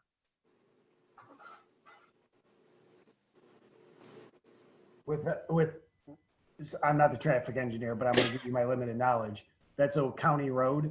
The county decides what the signals do. So the petition would be to county. They would have to come out and do their traffic study. I'm sure they would take, and depending on which light you're talking about not just Dearborn Heights, but Dearborn as well at Ford and Silvery. Because and same with Ford and Gully. Those are shared common boundaries, but it's actually a county road, and it is completely on their own engineer to decide whether or not those are acceptable. So that would be a petition. The County Road Commission. So do we contact like maybe our county commissioner, or? I think I would say that's a good start. I know our traffic engineer, Sergeant Dotter, works with the county quite often when it comes to signage, but the traffic signals, they really dictate what goes on Ford Road. Okay, I'll contact our county commissioner. Thank you, Chief Myers. Are you done, Councilman? Oh yeah, absolutely. All right, next we have Mr. Miyake. I don't see him. If we can unmute him, please. I'm already unmuted. Oh, okay, that'll work. Okay. Go ahead, Gary please. McCaffrey, Plainfield Street. I'm speaking to you in a capacity as a resident. I have not agreed with Mr. Sam very many times in the past, but I have to say he's absolutely correct that he has the constitutional right to speak to you and to raise questions that you may not like. And it's totally inappropriate to have muted him, and frankly, a very dangerous precedent. And frankly, there could be some serious ramifications, and that's all I'm going to say. So, thank you. I will be happy to let him finish his time, but as long as he keeps calm and as long as the motion failed, there's no reason to rehash it. Well, Council Chair, there should have ended up being a full vote. Everyone by the charter is supposed to end up voting. Everyone is supposed to be recorded, whether or not it's consequential or not. The public has a right to know how everyone has voted or plan to vote in this situation. Totally inappropriate to end up cutting off the voting at that point. Frankly, a clear violation of the charter. So, I mean, you know, there are other things that we will be discussing, I'm sure, very soon with regard to charter violations. But at this time, I have to tell you, as a resident, this is very, very disturbing and frankly, very inconsistent with how you have previously chaired meetings in the past and allowed people to be very, very negative toward the mayor and members of the administration. Equal Protection Clause gives us all the right to be treated the same, and the First Amendment gives us a right as well. If you remember early on, I always read the rules of order and maintenance of order. And we've gotten away from that, and it's gotten to the point that we have had even school board members bashed here, and I'm trying to stop that from happening again. It's not productive. There's nothing to be gained by it. There's nothing we can do about it, and I'm not going to allow anybody to be bashed in any way, shape, or form, including you. Well, Council Chair, I've been I'm bashed. not going to debate this any further with you. I'm sorry. I've done what I've done, and at this time, You're going to cut me off? Pardon? Are you going to cut me off? No, you still have some time left. Okay. Well, Council Chair, if I may, I would just point out that the rules of order are supposed to be enforced consistently, and this is a limited forum, and people have a First Amendment right to speak in it. So I think that he should have been allowed to speak, but I also think that cutting him off sends a signal, and that is part of the problem. It infringes the speech. And in First Amendment cases for employees, they have the ability to end up speaking, and even a written reprimand is considered to be actionable. In other words, it's considered to be a violation of the law that can lead to a lawsuit. So I have nothing further to say. I'm just saying this, especially as a resident, and thank you for your time. Okay, at this time, I have Dana Parrish. I got him. Okay. Your name and you have 3 minutes. Good evening, Madam Chair. Can you hear me okay? Yes, I can. Hi, Dana Parrish, Friendly Park in Dearborn Heights. A couple of things I want to ask about. Since take-home city vehicles are unaccounted for and no list is maintained anywhere in the city, can someone tell me how much fuel does the city use per month for non-emergency vehicles? Anyone?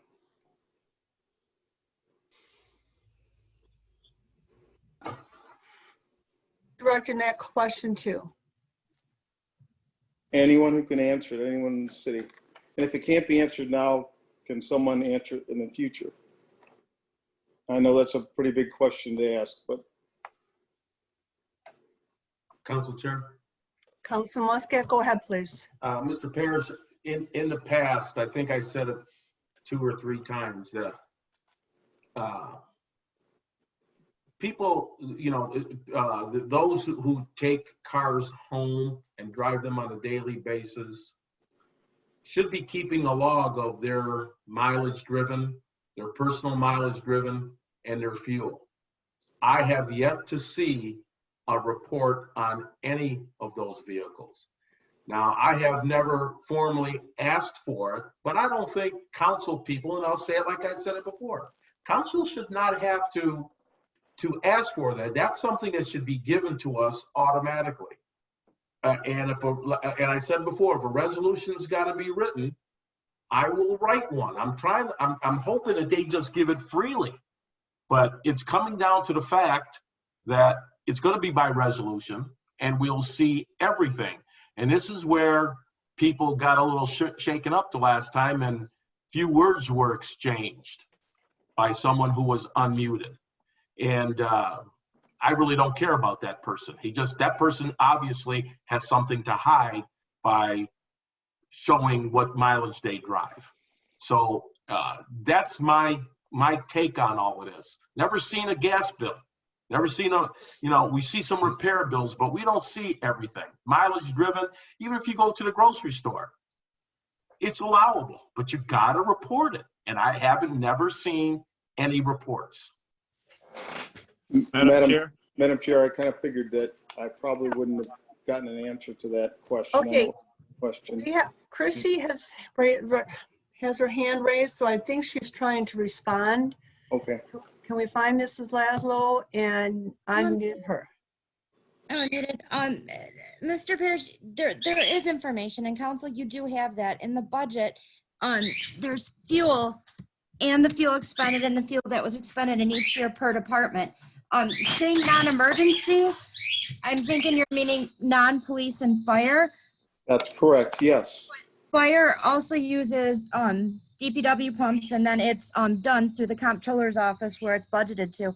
We do get bills for the ordinance department, for the police department, and for the building department. All of that is accounted for. So if you were to ask how much gas per department, you can find it in two places. You can find it with the invoices, comparing them, or you can actually look in the budget and look in each department. Each department has a motor fuel option, and that's where the fuel is. Thank you. Madam Chair. Councilor Bazey? I'd like to make a suggestion. One of the things, when I was in the military, anytime you drive a government vehicle, when you get in it, obviously, there's certain things you got to do. You got to check it, make sure it's serviceable, everything's good with it. So there's a log with every vehicle that we had in our unit. And with that, anytime you put fuel in that vehicle, you would document, how many gallons you put in that vehicle, and also the mileage at the time. So I don't know if we can do that, as a city. I don't know if that's feasible. I mean, that would be very helpful. Fleet management. Madam Chair. Yeah, thank you, Madam Chair. I want to bring back this discussion. We've had this discussion before, by the way. And there is a really simple answer, which is a fleet management system. There are fuel cards. They are assigned to vehicles. They are assigned to drivers. They are coded. You actually, what Councilman Bazey just mentioned, you push a button, you get the report. You can get a breakdown for every person, for every vehicle, every month. You can see the mileage. You can see the fuel consumption. You can see where they went. You can put restrictions on the card so they don't go in the convenience store and get whatever. I'm not saying they would, but I'm just saying you can do all this, and it's very simple and relatively easy to set up. And a lot of these fleet management companies, because you're buying their fuel from wherever their outlet is, it's basically a free system because you're buying the fuel, or it can be negotiated as such. There's a lot of fleet management companies out there. That's just my suggestion, Madam Chair. Thank you. Madam Chair, if I could speak, everyone has hit the nail on the head. I just kind of tried to twist the arm that way, but that's 100% correct. Fleet management's been around for probably over 30 years, at least. We are way behind the times. We're pulling invoices. Doesn't say who's driving what. The second thing I wanted to ask about was, we talked about water loss through meters. We've got some years where we're talking about 18% or higher water loss.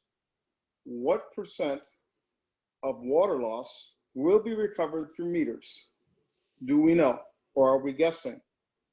So if we get hypothetically 100% of our meters replaced in this program, what percent water loss will be recovered? What are we going to be looking at in our next year, next calendar year, after all the meters in Dearborn Heights are replaced? What's our water loss going to be? Assuming that we don't have water main breaks, that is what I'm saying.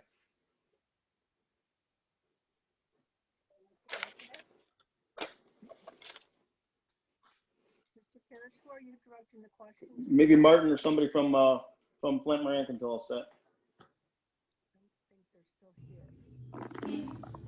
We can't hear you, Madam Chair. I said, I don't think they're still here. I'm looking.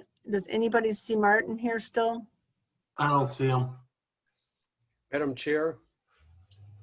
Councilman Constant? Yeah, that was a question I asked John Selmy, and maybe John Selmy or Dan Brooks. He said they both said they didn't have an idea, but what, with new meters, what percentage would that save us, money-wise? Is it 3%? Is it 5%? And I heard John Selmy say that's not a number that was readily available, but he'd try to find that out. Thank you, Madam Chair. I appreciate your indulgence. Next, we have Zuhair Abdul Haq. Let me find him and unmute him. There you go. Good evening again. It's been a long day since 5 o'clock. I'm watching Zooms. First, I hope you will let Sam finish what he says, and I think he will be calm enough and respectful enough. Second, however, because we don't have a gavel, that makes it difficult now. I know, but I think we all have to be civilized to each other, that's all. But I am very happy that the mayor finally came out and told you, the city council, after you asked me many questions about the $2 million, that he came out and he said that he put it on the side. Even he charged the resident under retiree health care, and he put it on the side for rainy day. I'm very happy that he came finally and told you the truth, why he has $2 million on the side.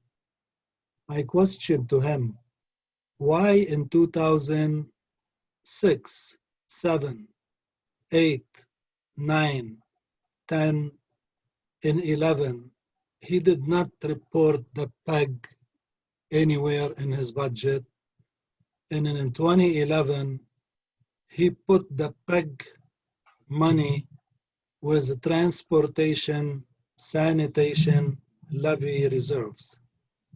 If he has an answer, I am going to tell him. I went today over the numbers between 2003 and 2009. He jumped from place to place, and I calculated everything. There is $177,000 and $28. I couldn't locate where he put them in the budget. I hope before he says the PEG is okay and goes to the newspaper and claim everything is fine and the court on his side, which I don't think the court is on his side, because the court affirmed that he couldn't use it for salaries even prior to 2016.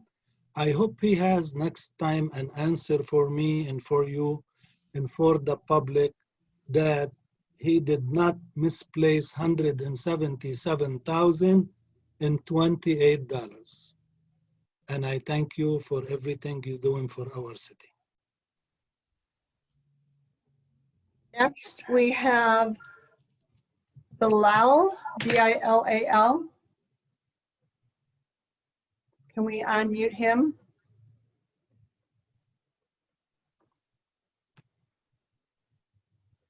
Okay, and I got it. Yeah, how you doing? Good evening. Okay, go ahead and state your name, and you have 3 minutes. Thank you please. so much. Yeah, I'm not going to take the 3 minutes. Thank you so much. My name is Bilal Dabaja. I live over here on Kinmore Street. I just wanted to chime in real quick. I know this has been mentioned before, but I will mention it again. I know the Planning Commission is considering this special use permit over here for the car wash and condominiums on Ford Road between Kinmore and Evangeline. I know the Planning Commission is meeting October 8th. I have a request. Maybe someone can help with it. In the Planning Commission meeting the last time, the number of participants peaked and Zoom would not allow any other members to join. Is that something that the City Council has a policy for, or something that they can address as far as allowing that amount to be increased? Because there were a number of residents.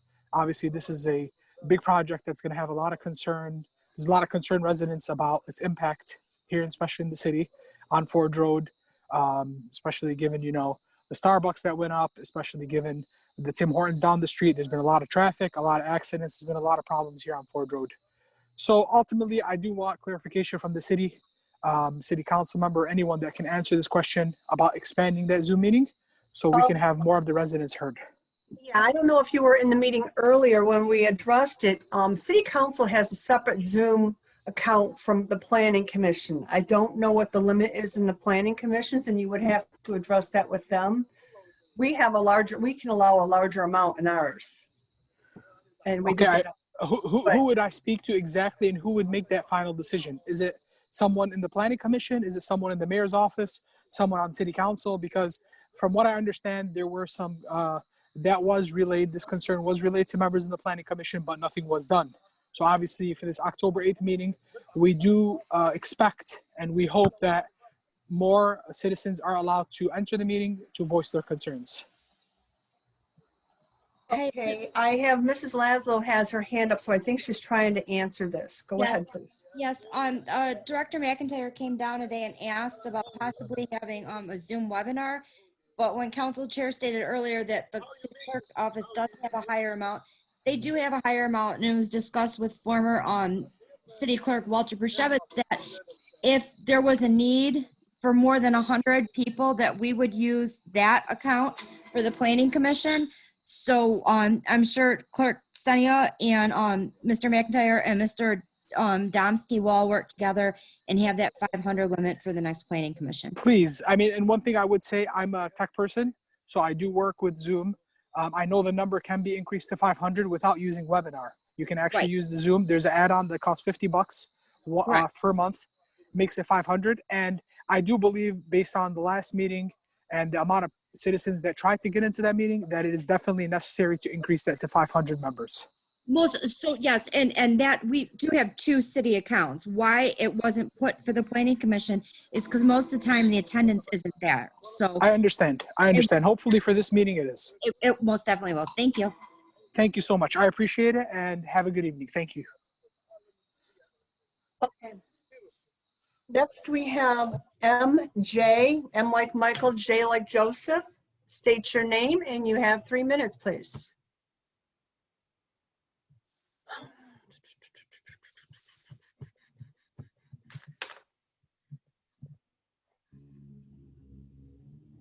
Okay, does anybody find the MJ that was here? I'm looking, I'm not There we seeing. go. Can you hear me? Can you hear me? I just unmuted him. Okay. Okay. Hello. Oh, there you are. Go ahead. Okay. Hello, everybody. City Council. Mohammed Jani here, resident 15 years. I'm also want to speak very briefly about the potential project that's coming up on Ford Road. And the gentleman who spoke before me mentioned something that caught my ear, and that is the police chief still on this call? He is. I'd like to address him specifically if I can, and it's in regards to traffic jams at the Starbucks and the Tim Hortons, and since they've been open, how much chaos has those 2 businesses created on Ford Road as far as safety is concerned, because putting a car wash between Evangeline and Kenmore And some of the plans that I've been privy to and seeing the entrance and exits off the side streets is very concerning to myself. I mean, we've got between Gully and Beach Daily, between Ford Road and Wilson, approximately 280 homes valued at probably on a light value of $100 million invested with the residents. We're very, very concerned with this project. And if you all on the city council haven't received it, I'd be surprised. We submitted a package about 2 inches thick approximately 2 weeks ago, and our concerns and petitions and everything else was enclosed in that package. So I would like, if there's any possible way, to get the police chief's input on traffic and safety potential issues that might arise from this project.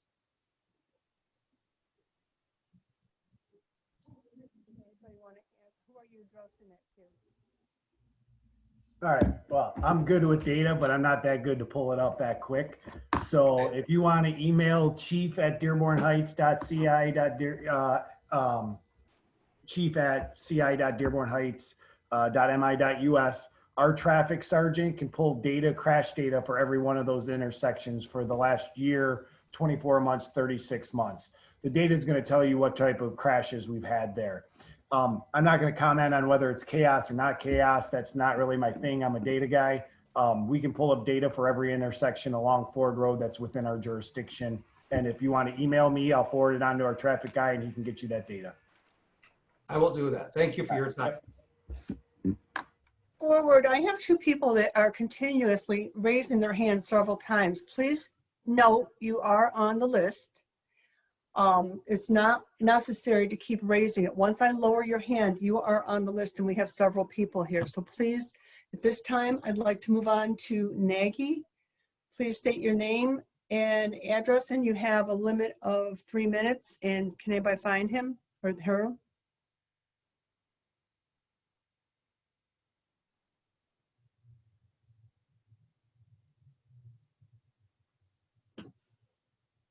Do we see anybody by the name of Nagy?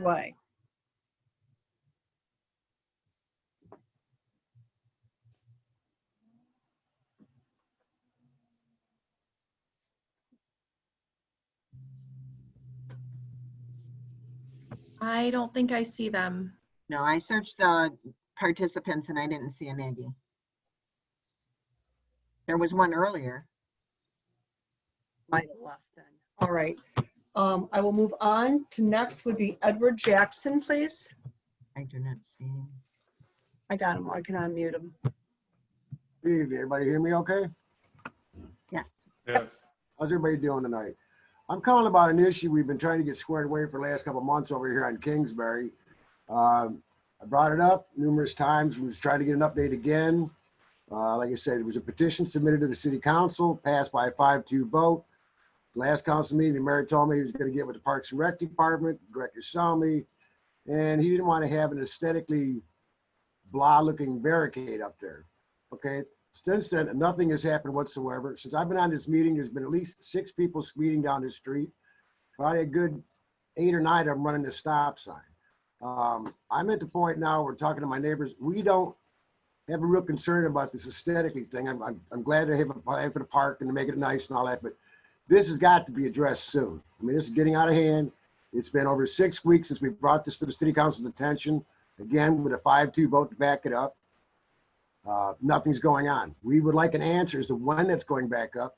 Again, we're not concerned about the aesthetics. I appreciate the fact it wants to look all pretty, but if you could buy the park, not one single barricade that's already up there is any different than the one that was taken down. So what is the logic going to be? We're going to take all the barricades down and make them all nice and pretty, or we're going to put something up that's functional and protects the kids and stuff on these streets. Anybody would like to answer that? I'd appreciate the update so I can pass it on.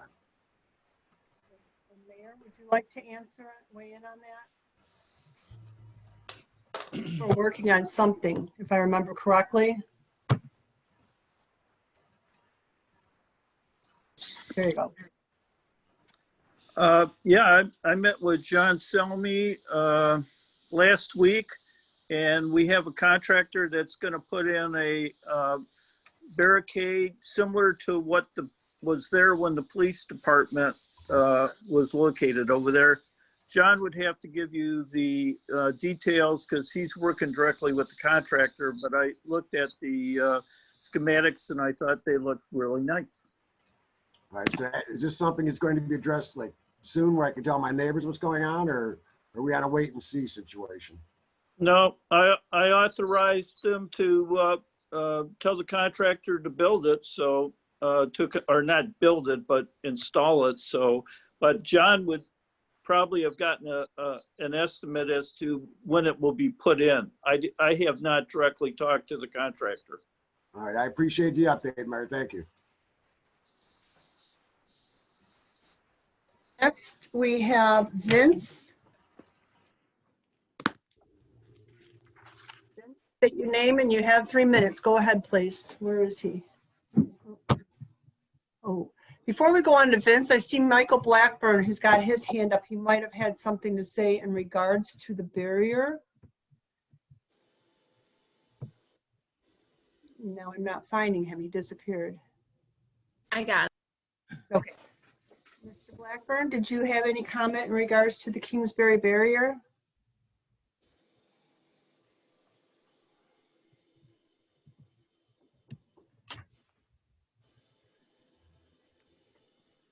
If you're talking, we can't hear you, Mike. Hello, can you hear me? Yep. Did you have something in regards to the Kingsbury barrier? Yes, under the direction of the mayor and Director Selmy, a slide gate has been ordered. So Mr. Jackson, it's just a matter of the contractor building what they need to build in order for it to be installed. So it will be coming soon. Just whenever they get done building it, they'll be ready to install it.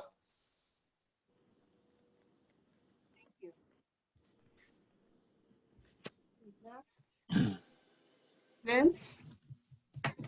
Hi, Vince Drapkowski, Columbia Street. 2 weeks ago, I asked in regards for an update on Ecorse Creek, and Ms. Laszlo stated that there was a letter that was received and it was on the mayor's desk. I was just wondering if the mayor had a chance to read that letter and what the update is on the Ecorse Creek project. Okay. Unmute me. Am I unmuted? Yes, you are. Oh, okay. It wasn't a letter. I had a direct discussion with the, she would be comparable to the Wayne County Drain Commissioner, Elmika Steele. And Elmika indicated that, and this is good news, that the Corps of Engineers, see, I'm looking through my notes right now. Bear with me for a second. Had approved the DRR, and consequently now they were putting in for the federal fiscal year 2021 funding for the design of the particular Ecorse Creek project. And that particular funding, and once the design is done, then they would move on to construction. So the question that was raised by those of us on the call was, we have gone through this a couple times, and then just before it gets to be constructed, we find out that everything stops.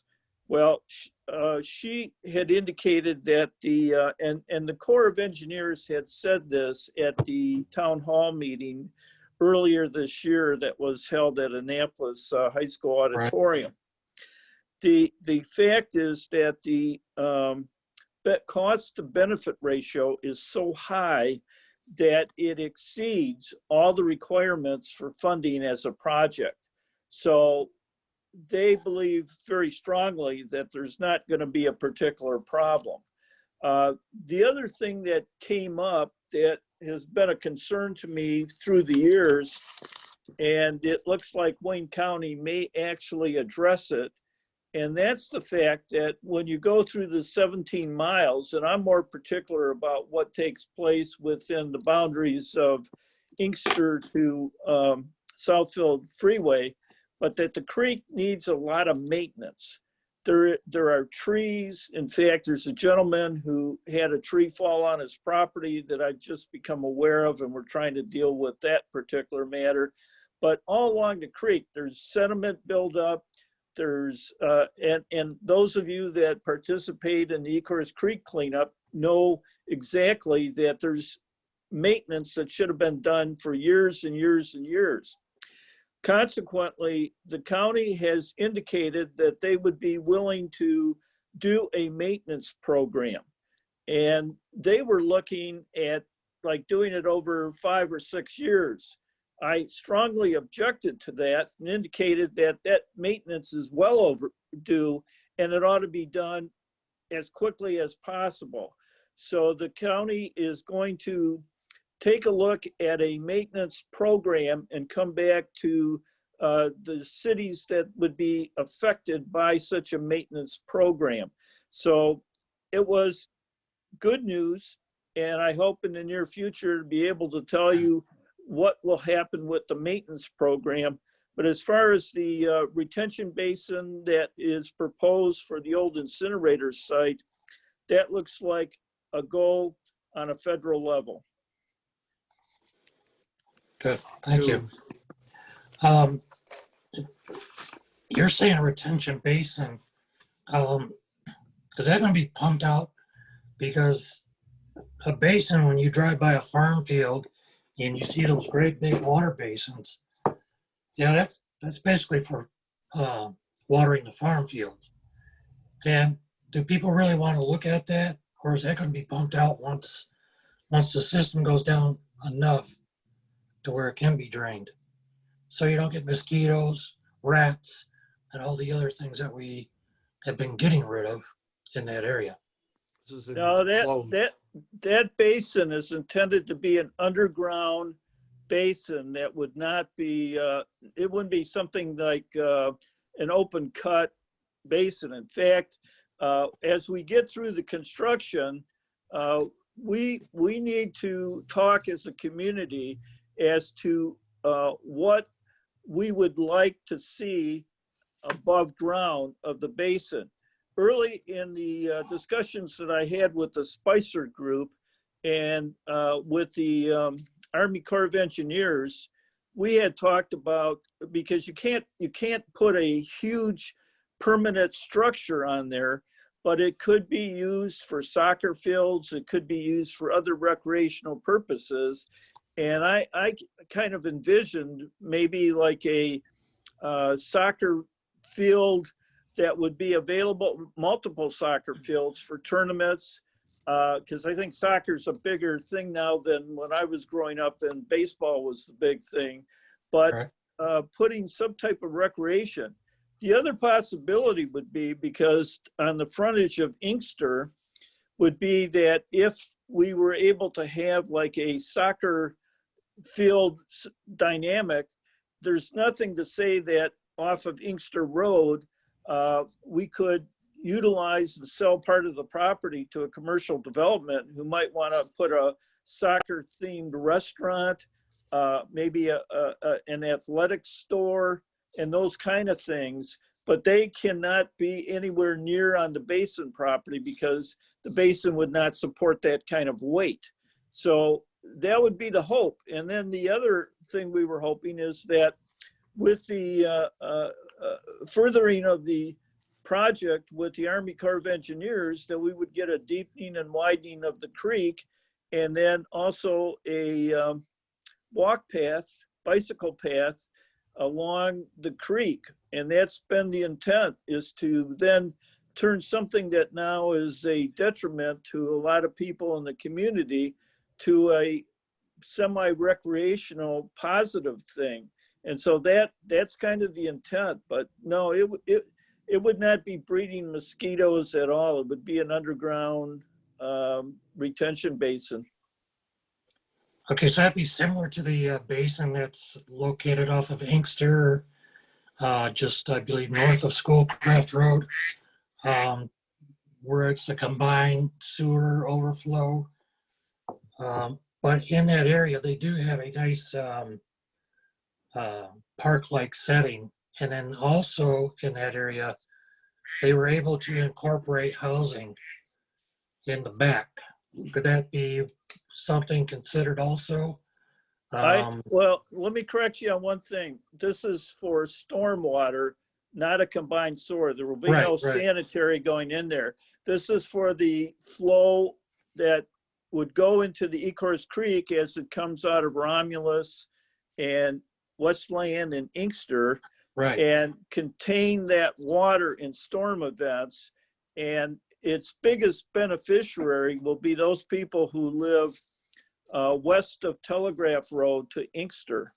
And that's why we've got to keep the pressure on to get further relief for those people who live east of Telegraph. And that was the intent of the original project, was to have it do that from Inkster Road all the way to Southfield. Okay. All right, thank you very much for your insight. You're welcome.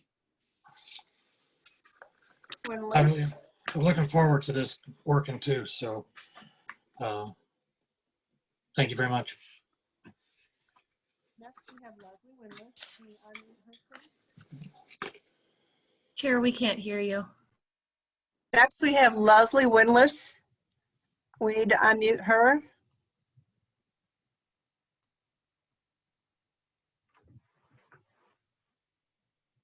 Got her. Okay. There you go. Hello, can you guys hear me? Yes. Yes. Okay, my name is Leslie Winless, and I live at 23469 Annapolis Street in Dearborn Heights, Michigan, 48125. So I just wanted to follow up on some things I heard tonight, because I just want to make sure that the city council's policies and procedures are aligned with federal and state ones as it regards to the Open Meeting Act and muting people, which is the virtual form of not allowing them to participate or excluding them from the meeting. The only thing it says is that you can't breach peace. So could you give like a clarification of what you consider that to mean? Sure. This is the city council rules of order that we have had for years, and you can obtain it through City Hall. It's to prevent any person making personal, impertinent, or slanderous remarks or becoming boisterous while addressing the council or when you would be attending our meeting. Normally, we would have a gavel and we could gavel you. And if you continue, then we would have our sergeant at arms remove you. On Zoom, it's a little different. We have no gavel. I will give Sam a second chance, and hopefully he will be more respectful the second time around. And this is something we always read at our meetings. We kind of got away from it recently, and Zoom's a different thing anyways. It's so hard to try and carry some things over to the Zoom meeting that we did in person. So okay, yeah, you had made a comment about attacking. As long as you're not personally attacking someone, and you're okay. You can say what you want, Okay, because you said you made a comment about attacking the school board, and as far as I know, I'm only one of two parents that's brought that up. Well, it was just an example, is we're not going to allow any of these entities to be attacked personally, whether it be council members, the mayor, or the school boards or school people, as in the past. Okay, I'm just hoping that extends to the protection for the residents and the community members as it relates to other people who have attacked us and didn't get that same reprimand. And hopefully we're not talking about racism, because I feel like that's everyone's concern.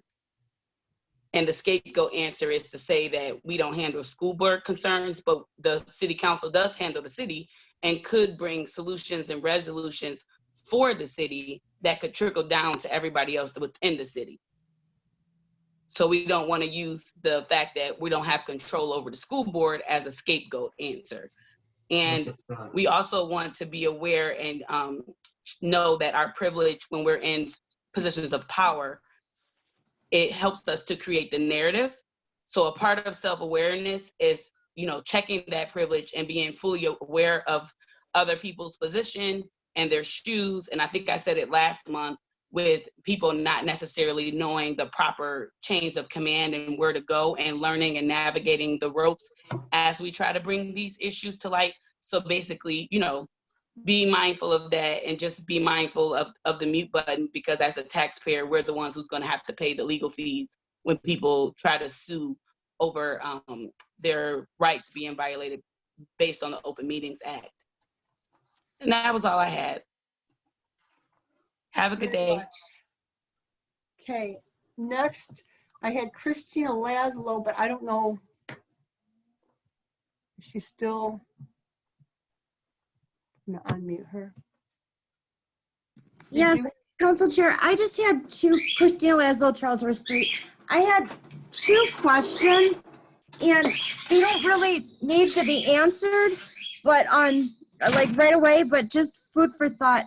There were 2 things that happened tonight that I want to bring up, parliamentary reasons. Excuse me, let me get my thoughts. The first is when Councilman Wenzel voted for the millage. I'm sorry, for the bonds, excuse me. He voted no on everything. He didn't abstain, and I think that's important. So I would ask that the city clerk review that and make sure that he voted no, he didn't abstain, and he even said, I'm not abstaining, I voted.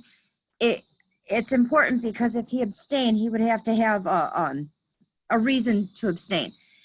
My second, it's more of a question, with what happened with the item 9B,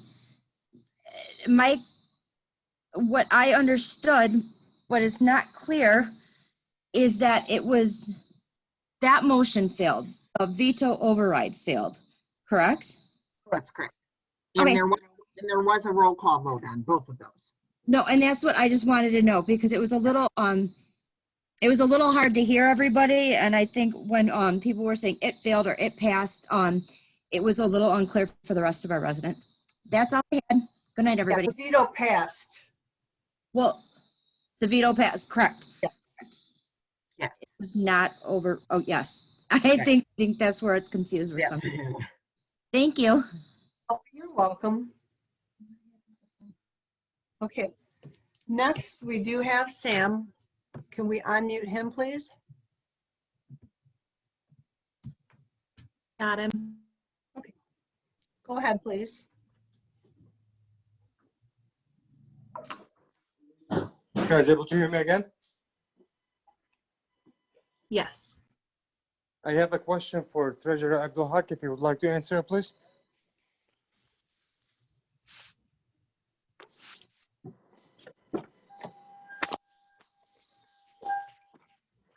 I got him. Yeah, go ahead. I'm listening. Zuhair, do you know what's my nickname in the city of Dearborn Heights? Superman. Do you know why everybody calls me Superman? Because a police officer, one time you came to complain about something happened, I believe, over a flood in your house, and the officer or lieutenant, whoever it was, told you to go call Superman. And other than that? That's all I know. I Because know you by Sam. Because I always stand to the innocent side. I always protect people who are innocent. I always stay against false and illegal stuff. I'm not going to finish off my statement. I'm not going to finish off my statement. I do believe that the chair, that's her 3rd time cutting me off. That's her 3rd time getting me out of my meetings. That's her 3rd time. That's her 3rd time not allowing me to finish up my statement. And yes, I was calm. I'm one of the most respectful people that she will know. And again, I'm not going to finish up my statement because I cannot talk about anything that will have to be finished up in court. Since she wants to act like a judge, since she wants to act like an attorney, let's go in front of the judge and let the judge tell us whether I violated or she did violate. I'm done for the night. I don't know who's laughing.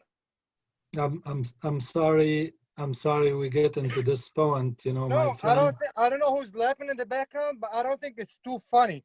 For people who are not even licensed to be an attorneys and they want to take an attorney job, for people who are not elected as judges, that they want to act as judges.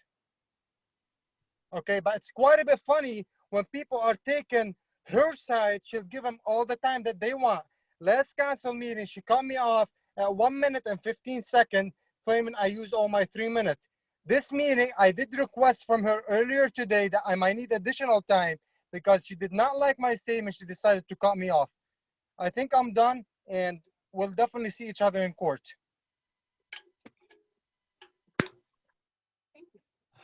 Oh, Okay, boy. any further public comment at this time?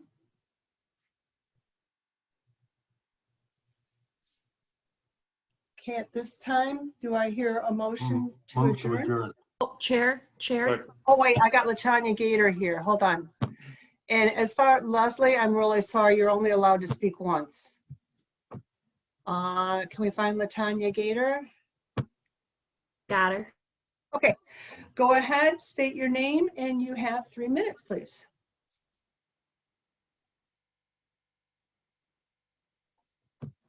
Oh, sorry.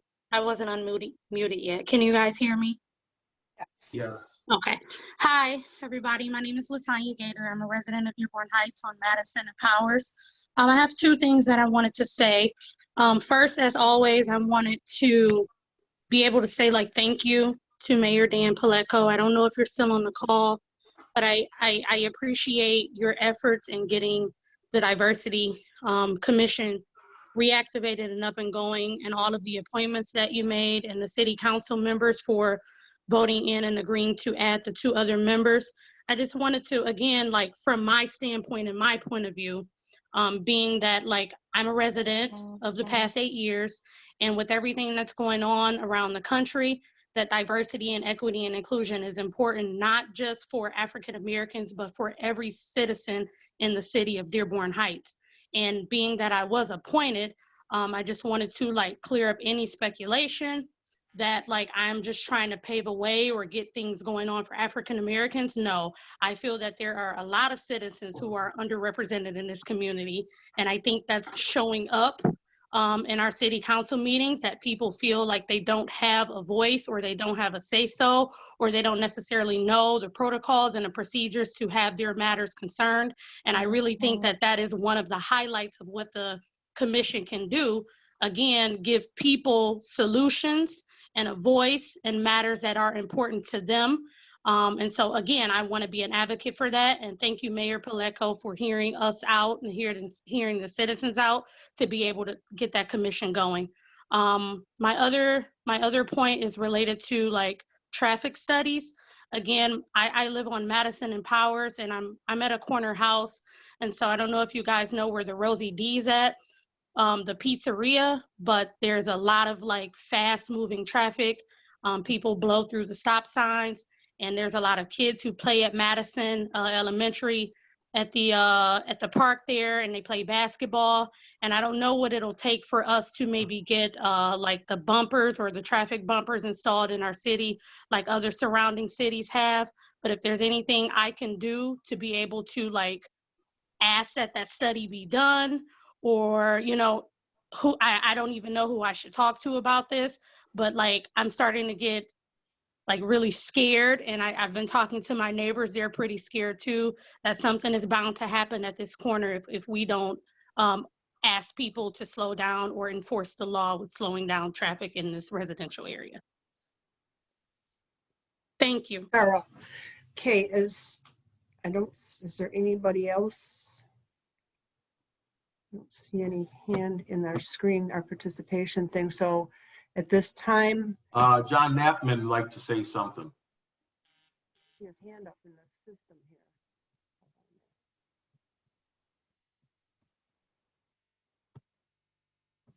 Oh, okay. I see you waving. Yeah, see, you're on the last screen. Hold on a minute. Sorry. There's a little button you can push that'll raise your hand up. And then it shows in a queue for us, so we know who got in there at what time. Okay, go ahead, please. I didn't see any button to push. I don't know where it is. I've been like waving for a bit, but Yeah, you're on the back screen, so I'd only seen the front part. We've got okay. so many people, so go ahead, please. Well, thank you. Couple things.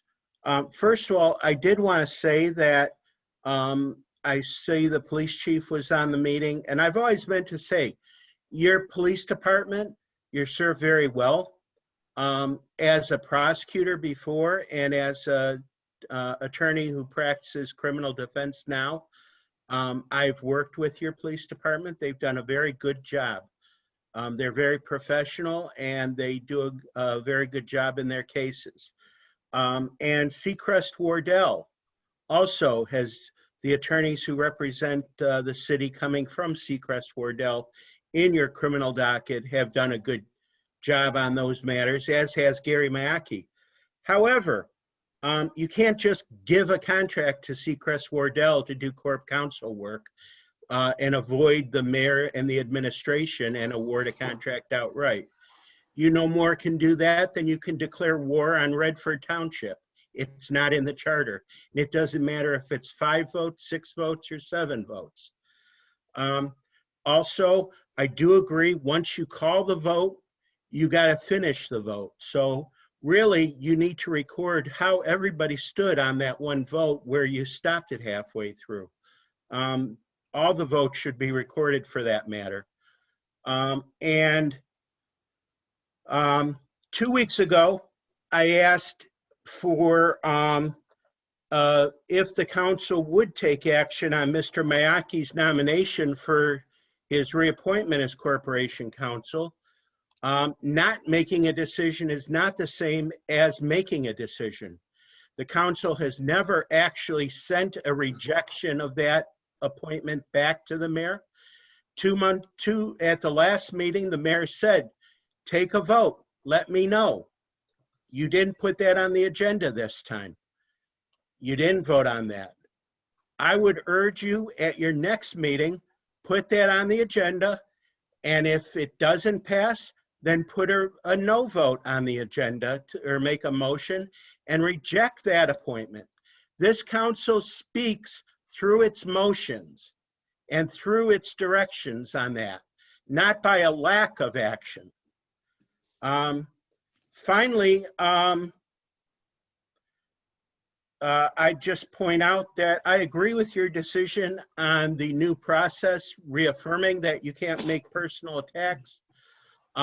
Last meeting, you accused the mayor and Mr. Mayaki of committing crimes, and that's not the kind of thing that should be happening at city council meetings. No personal attacks.